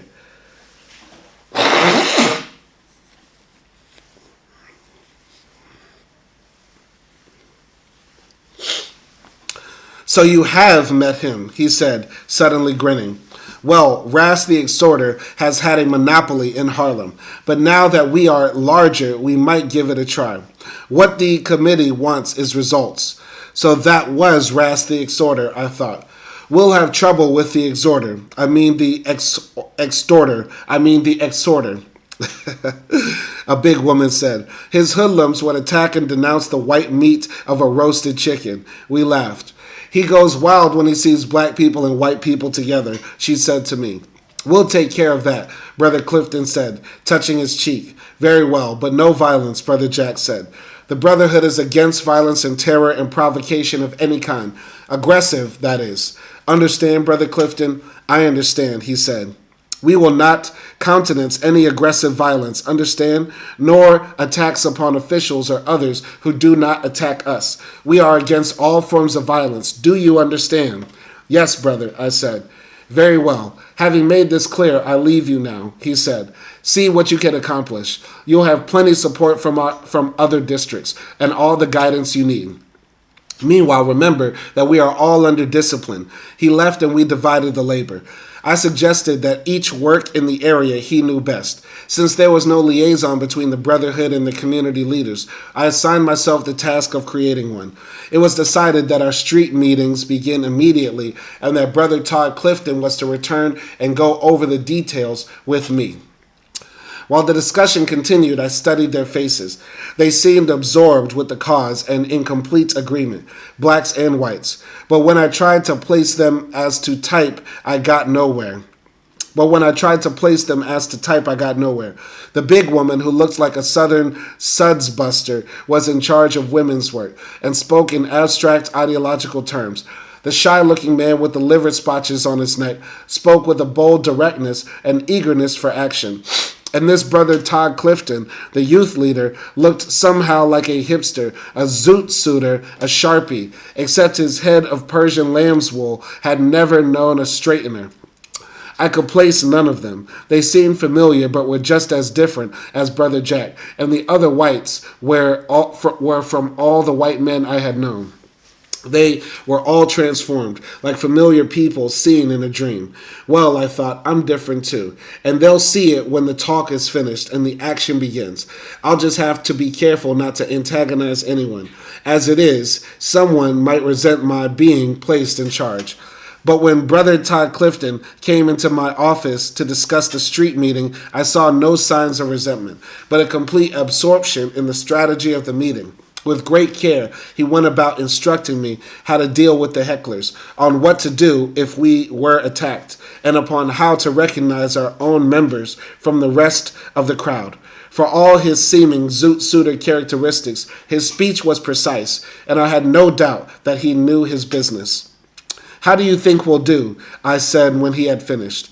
It'll go big, man, he said. It'll be bigger than anything since Garvey. I wish I could be so sure, I said. I never saw Garvey. I didn't either, he said, but I understand that in Harlem he was very big.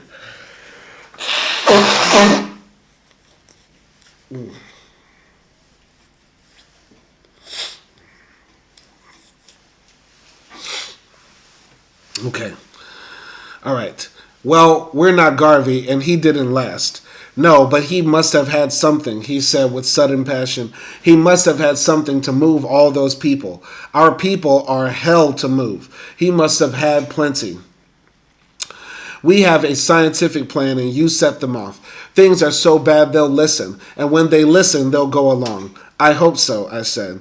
They will. You haven't been around the movement as I have for 3 years now, and I can feel the change. They're ready to move. I hope your feelings are right, I said. They're right, all right, he said, and all we have to do is gather them in.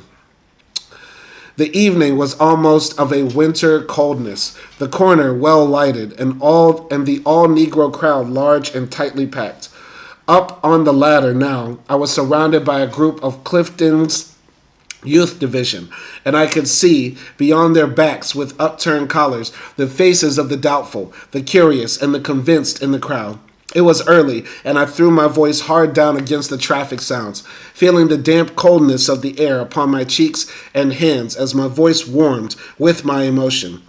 I had just begun to feel the pulsing set up between myself and the people, hearing them answering in staccato applause and agreement when Todd Clifton caught my eye, pointing, and over the heads of the crowd and down past the dark storefronts and blinking neon signs, I saw a bristling band of about 20 men quick-stepping forward.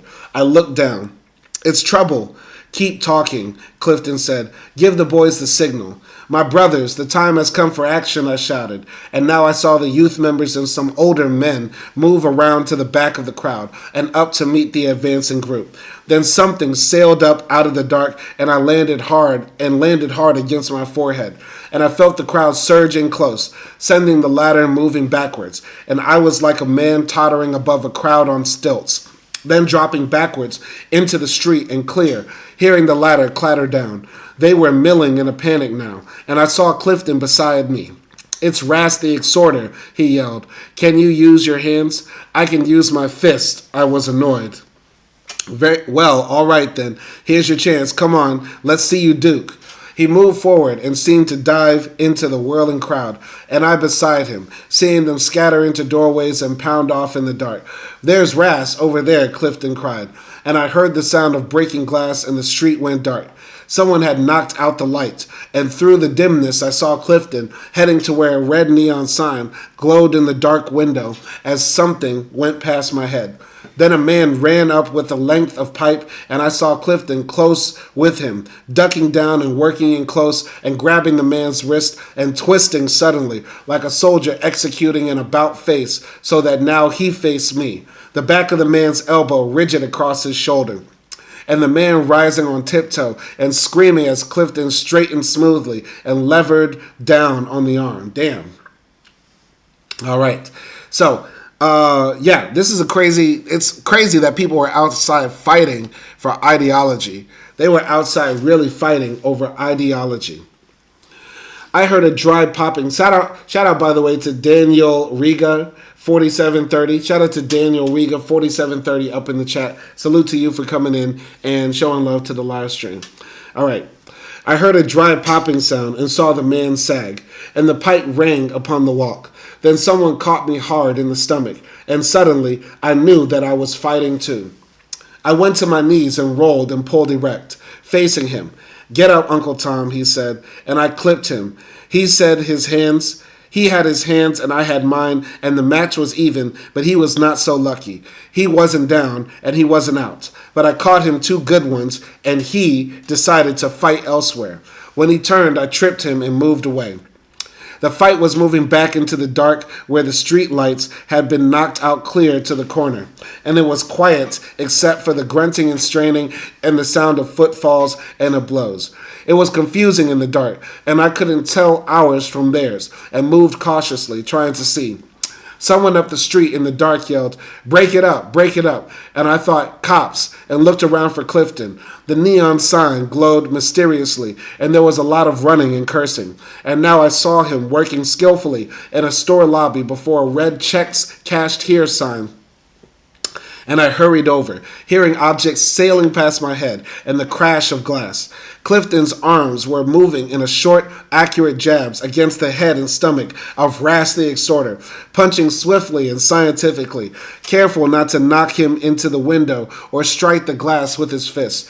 Working Ras between rights and lefts, jabbed so fast that he rocked like a drunken bull from side to side. And as I came up, Ras tried to bull his way out, and I saw Clifton drive him back and down into a squat, his hands upon the dark floor of the lobby, his heels back against the door like a runner against starting blocks. And now shooting forward, he caught Clifton coming in, butting him, and I heard the burst of breath, and Clifton was on his back, and something flashed in Ross's hands, and he came forward, a short, heavy figure, as wide as the lobby, now with the knife, moving deliberately. I spun, looking for the length of pipe, diving for it and crawling on hands and knees, and here, coming up to see Ras reach down, getting one hand into Clifton's collar, the knife in the other, looking down at Clifton and panting, bull angry. I froze, seeing him draw back the knife and stop it in midair, draw back and stop, cursing, then draw back and stop again, all very quickly, beginning to cry now and talking rapidly at the same time, and me easing slowly forward. "Man," Ras blurted, "I ought to kill you. God damn, I ought to kill you, and the world be better off. But you black, man. Why you be black, man? I swear I ought to kill you. No, man, strike the exhorter. God damn it, no, man." Okay. Ras...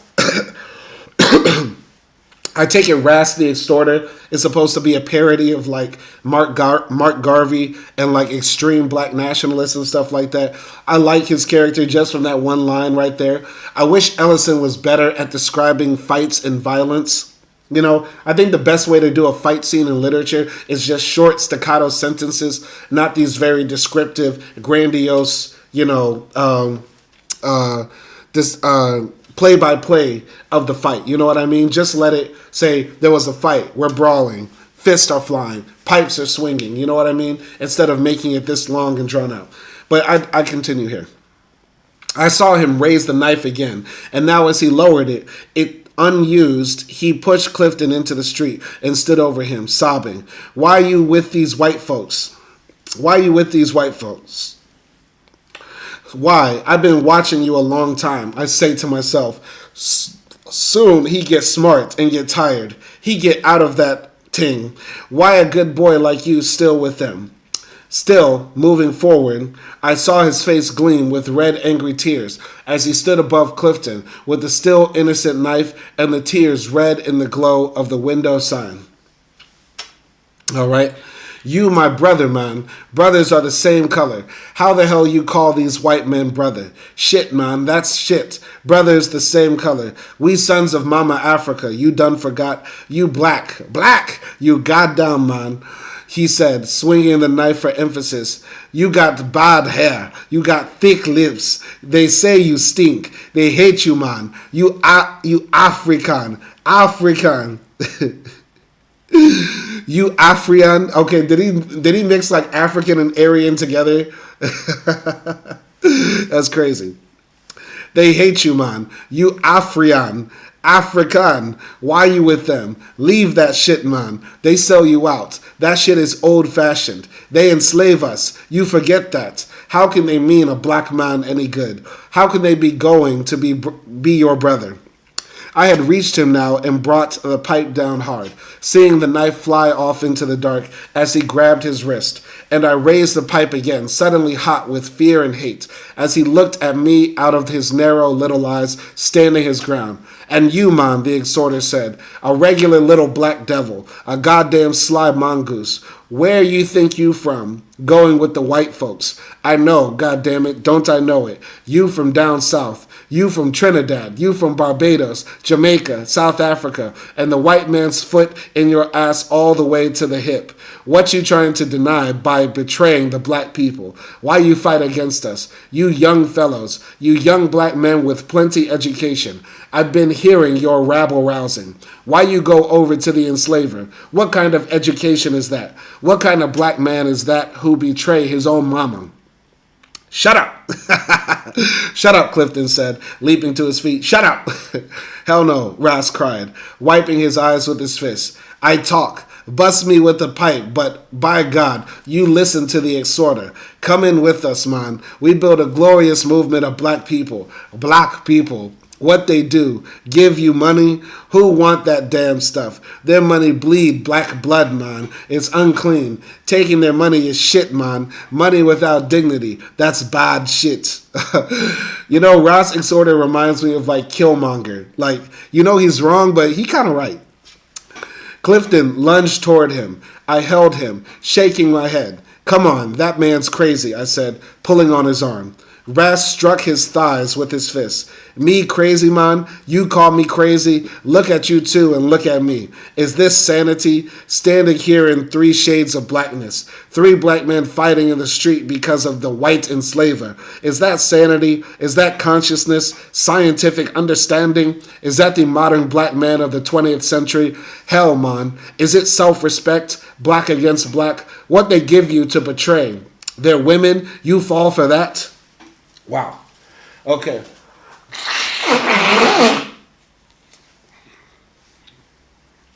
Okay.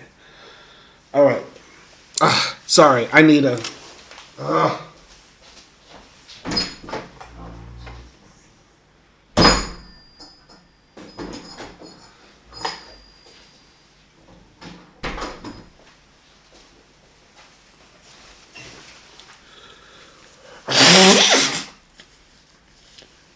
Sorry, man. Sorry, it's just killing me. These allergies, bro. Oh, my God. Okay. Sorry. Anyway. Let's go, I said, listening and remembering, and suddenly alive in the dark with the horror of the battle royale. But Clifton looked at Ross with a tight, fascinated expression, pulling away from me. Let's go, I repeated. He stood there looking. Sure, you go, Ross said, but not him. You contaminated, but he the real black man. In Africa, this man be a chief, a black king. Here they say he raped them goddamn women with no blood in their veins. I bet this man can't beat them off with a baseball bat. Shit, what kind of foolishness is it? kick him ass from cradle to grave, then call him brother? Does it make mathematics? Is it logic? Look at him, man. Open your eyes, he said to me. I look like that I rock the blasted world. They know about me in Japan, India, all the colored countries. Youth, intelligence. This man... Youth, intelligence, the man's unnatural prince. Where is your eyes? Where your self-respect? Working for them damn people. Their days is numbered. The time is almost here, and you fooling around like this was the 19th century. I don't understand you. Am I ignorant? Answer me, man. All right. Shout out to Subtler Ring. Shout out to Subtle Ring up in the chat. I appreciate Subtle Ring joining the conversation. I appreciate that. Shout out to everybody joining the live stream. We're almost finished with chapter 17. Let's continue. Yes, Clifton burst out. Hell yes. You think I'm crazy? Is it because I speak bad English? Hell, it ain't my mama tongue. Man, I'm African. You really think I'm crazy? Yes, yes. You believe that, said Ross. What they do to you, black man? Give them stinking women? Clifton lunged again, and again I grabbed him, and again Ross held his ground, his head glowing red. Women, goddamn, man, is that equality? Is that the black man's freedom? A pat on the back and a piece of cunt with no passion? Maggots, they buy you that blasted cheap, man. What they do to my people? Where is your brains? These women dregs, man. They bilge water. You know the high-class white man hates the black man. That's simple. So now he uses the dregs and wants you black young men to do his dirty works. They betray you and you betray the black people. They tricking you, man. Let them fight among themselves. Let them kill off one another. We organize. Organization is good, but we organize black. Black, to hell with that son of a bitch. He takes one them strumpets and tell the black man his freedom lie between her skinny legs. While that son of a gun, he take all the power and the capital and don't leave the black man nothing. The good white woman, he tell the black man is a rapist and keep them locked up and ignorant while he makes the black man a race of bastards. Okay, that's crazy. That's crazy. When the black man go into tire of this childish perfidy, he got you so you don't trust your black intelligence. You young, don't play yourself so cheap, man. Don't deny yourself. It took 1 billion gallons of black blood to make you. Recognize yourself inside, and you want the kings among men. A man knows he's a man when he got nothing, when he's naked. Nobody have to tell him that. You 6 foot tall, man. You young and intelligent. You black and beautiful. Don't let them tell you different. You wasn't them things. You be dead, man. Dead. I'd have killed you, man. Ras the Exhorter raised up his knife and tried to do it, but he could not do it. Why don't you do it? I asked myself. I will do it now, I say, but something tell me no, you might be killing your black king. And I say, yes. So I accept your humiliating action. Ras recognized your black possibilities, man. Ras would not sacrifice his black brother to the white enslaver. Instead, he cry. Ras is a man. No white man had to tell him that. And Ras cry. So why don't you recognize your black duty, man, and come join us? Wow, that's dope. That's absolutely dope. The thing about Ras, man, there's a lot of truth in what he's saying. Like, I think for us, like young black folks, like millennials and Gen X black folks, like the first time we were introduced to any sort of like, radical thought was through the type of crude black nationalism that Ross the Exhorter is talking about. Love your black brother. Let's organize as black folks all together now. You know what I mean? That's how they sort of flattened Malcolm X's ideology and the Black Panther ideology in the media. So that's how we, are first introduced to the idea like, we have to make a change. And of course, things get more complicated the longer that you think about things, right? But when Ras is speaking, once again, it's like you're watching Black Panther and Killmonger comes on screen and you're like, he wrong, but he right though. He's out of line, but he's kind of right. You know what I'm saying? Anyway. Oh, I apologize. I apologize to everybody. Oh, I apologize to everybody for my allergies. Sorry about that. But what do y'all think about Ross the Extorter, the character? You know, the wild black nationalist fighting toe to toe with these, scientific socialists that our main character is now tied up with. We only have 6 more pages to go until we're done with this book for today. Sorry it's taken so long. 6 more pages and then we're going to wrap things up. His chest was heaving, and a note of pleading had come into the harsh voice. He was an exhorter, all right, and I was caught in the crude, insane eloquence of his plea. He stood there, awaiting an answer, and suddenly a big transport plane came low over the buildings, and I looked up to see the firing of its engine, and we were all there, and we were all 3 silent, watching. Suddenly the exhorter shook his fist toward the plane and yelled, "Hell with him. Someday we'll have him too. Hell with him." He stood there shaking his fist as the plane rattled the buildings in its powerful flight. Then it was gone, and I looked about the unreal street. They were fighting far up the block in the dark now, and we were alone. I looked at the exhorter. I didn't know if I was angry or amazed. "Look," I said, shaking my head, "let's talk sense. From now on, we'll be on the street corners every night, and we'll be prepared for trouble. We don't want it, especially with you, but we won't run either." "God damn, man," he said, leaping forward. "This is Harlem. This is my territory, the black man's territory. You think we let white folks come in and spread their poison? Let them come in like they come and take over the numbers racket, like they have all the stories? Talk sense, man. If you're talking to Ross, talk sense." "This is sense," I said, "and you listen as we listen to you. We'll be out here every night, understand? We'll be out here, and next time you go after one of our brothers with a knife, I mean white or black, we won't forget it." He shook his head. "Nor will I forget you either, man. Don't. I don't want you to.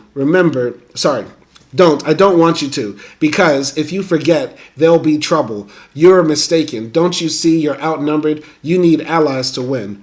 That there is sense. Black allies, yellow and brown allies. All men who want a brotherly world," I said. "Don't be stupid, man. They white. They don't have to be allies with no black people. They get what they want. They turn against you. Where's your black intelligence?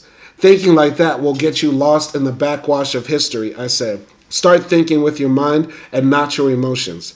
He shook his head vehemently, looking at Clifton. "This black man talking to me about brains and thinking? I ask both of you, are you awake or sleeping? What is your past and where are you going?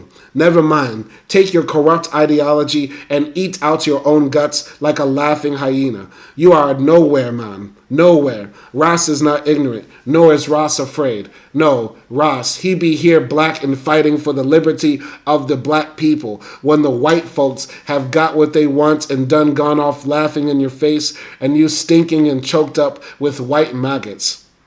He spat angrily into the dark street. It flew pink in the red glow. "That'll be all right with me," I said. "Only remember what I said. Come on, Brother Clifton. This man's full of pus, black pus." We started away, a piece of glass crunching under my foot. "Maybe so," Raz said, "but I'm no fool. I'm no black-educated fool who thinks everything between black man and white man can be settled with some blasted lies and some bloody books written by the white man in the first place.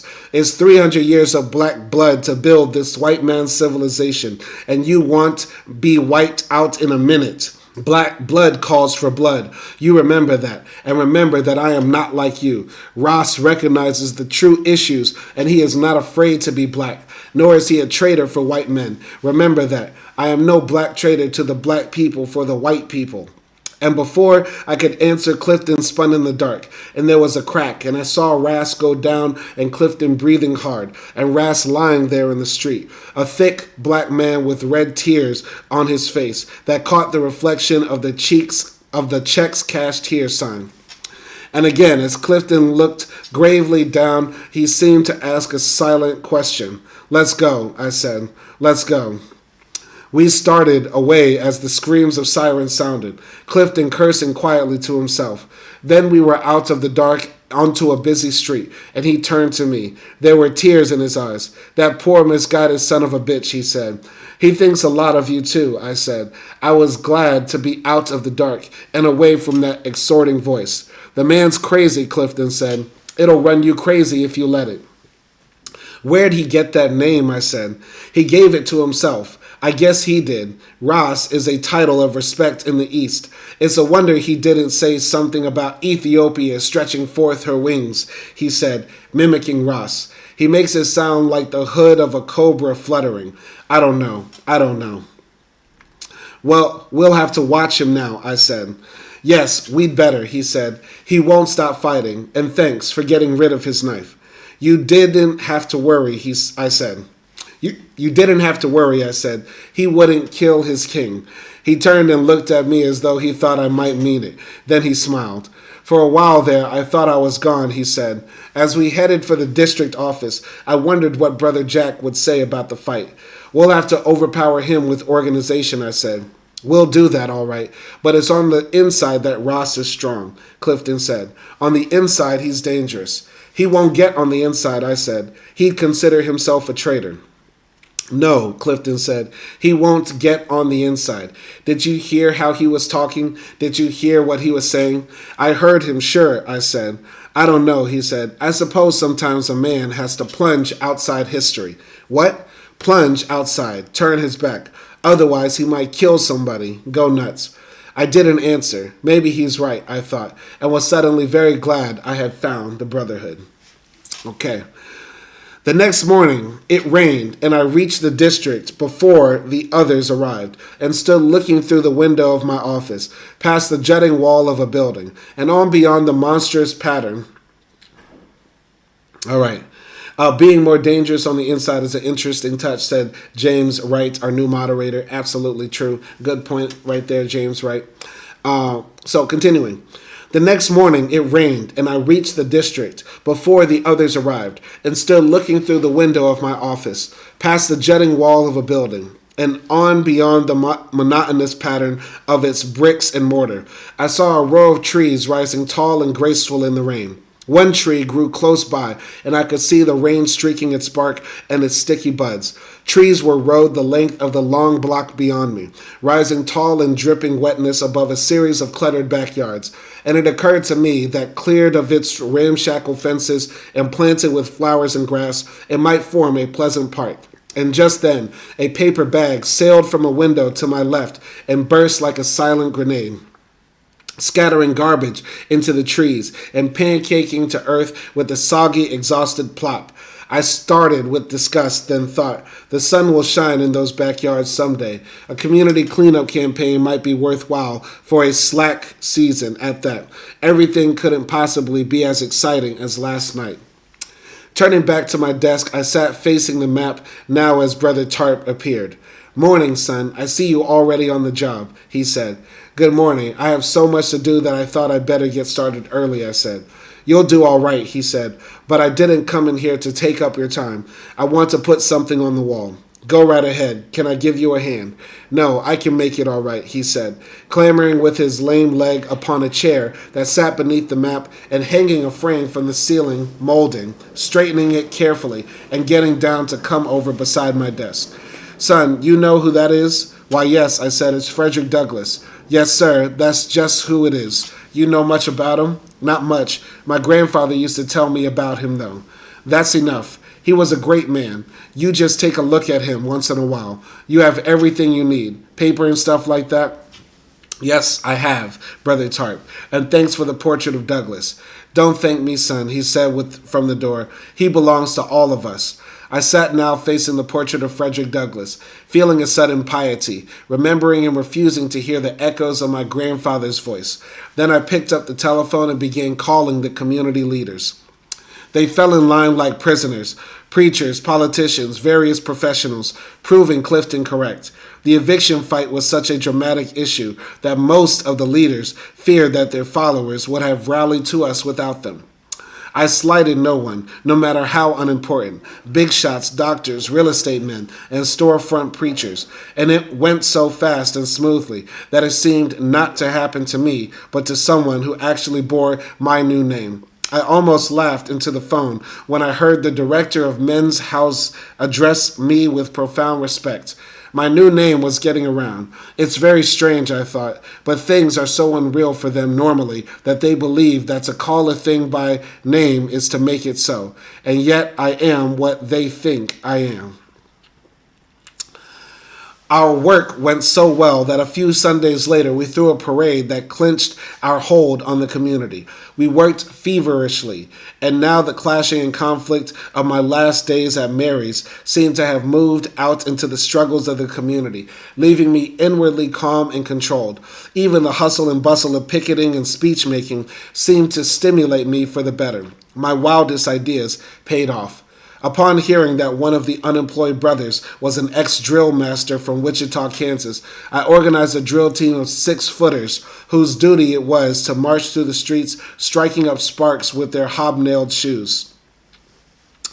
On the day of the parade, they drew crowds faster than a dogfight on a country road. The People's Hotfoot Squad, we called them, and when they drilled fancy formations down 7th Avenue in the springtime dusk, they set the streets ablaze. The community laughed and cheered, and the police were dumbfounded. But the sheer corn of it got them, and the Hotfoot Squad went shuffling along. Then came the flags and banners and the cards bearing slogans, and the squad of drum majorettes, the best-looking girls we could find, who pranced and twirled and just plain girlied in the enthusiastic interest of Brotherhood. We pulled 15,000 Harlemites into the street behind our slogans and marched down Broadway to City Hall. Indeed, we were the talk of the town. With this success, I was pushed forward at a dizzy pace. My name spread like smoke in an airless room. I was kept moving all over the place. Speeches here, there, everywhere, uptown and down. I wrote newspaper articles, led parades and relief delegations, and so on. And the Brotherhood was going out of its way to make my name prominent. Articles, telegrams, and many mailings went out over my signature, some of which I'd written, but most not. I was publicized, identified with the organization, both by word and image in the press. On the way to work one late spring morning, I counted 50 greetings from people I didn't know, becoming aware that there were 2 of me, the old self that slept a few hours a night and dreamed sometimes of my grandfather and Bledsoe and Brockway and Mary, the self that flew without wings and plunged from great heights, and the new public self that spoke for the Brotherhood and was becoming so much more important than the other that I seemed to run a foot race against myself. Still, I liked my work during those days of certainty. I kept my eyes wide and ears alert. The Brotherhood was a world within a world, and I was determined to discover all its secrets and to advance as far as I could. I saw no limits. It was the one organization in the whole country in which I could reach the very top, and I meant to get there, even if it meant climbing a mountain of words. For now I had begun to believe, despite all the talk of science around me, that there was a magic in spoken words. Sometimes I sat watching the watery play of light upon Douglas's portrait, thinking how magical it was that he had talked his way from slavery to a government ministry, and so swiftly. Perhaps, I thought, something of the kind is happening to me. Douglas came north to escape and find work in the shipyards, a big fellow in a sailor's suit who, like me, had taken another name. What had his true name been? Whatever it was as Douglas that he became himself, defined himself, and not as a boatwright as he'd expected, but as an orator. Perhaps the sense of magic lay in the unexpected transformations. You start, Saul, and end up Paul, my grandfather. Youngin, you Saul, but let life whip your head a bit, and you start to trying to be Paul. Though you still Sauls around on the side. Okay. No, you could never tell where you were going. That was a sure thing. The only sure thing. Nor could you tell how you'd get there, though when you arrived it was somehow right. For hadn't I started out with a speech, and hadn't it been a speech that won my scholarship to college, where I had expected speech-making to win me a place with Bledsoe and launch me finally as a national leader? Well, I had made a speech, and it had made me a leader, only not the kind I had expected. So that was the way it was. And no complaints, I thought. Looking at the map, you started looking for red men, and you found them, even though a different tribe and in a bright new world. The world was strange if you stopped to think about it. Still, it was a world that could be controlled by science, and the Brotherhood had both science and history under control. Thus, for one lone stretch of time, I lived with the intensity displayed by those chronic number players who see clues to their fortune in the most minute and insignificant phenomenon, in clouds, on passing trucks, in subway cars, in dreams, comic strips, the shape of a dog luck fouled on the pavements. I was dominated by the all-embracing idea of brotherhood. The organization had given the world a new shape and me a vital role. We recognized no loose ends. Everything could be controlled by our science. Life was all pattern and discipline. And the beauty of discipline is when it works, and it was working very well. And that is the end of chapter 17. So we finally made it to the end. It was quite a journey. We're going to have to chop up this video a lot. But I like that our main character now is finally like in a good place. You know, he's got his political career going. He's trying to be a great man of history like he wanted to be from the very beginning. Okay? So, we're going to wrap up this live stream here. Shout out to everybody who joined the live stream in both versions. I will see y'all next time, okay? And y'all be easy out there. Peace.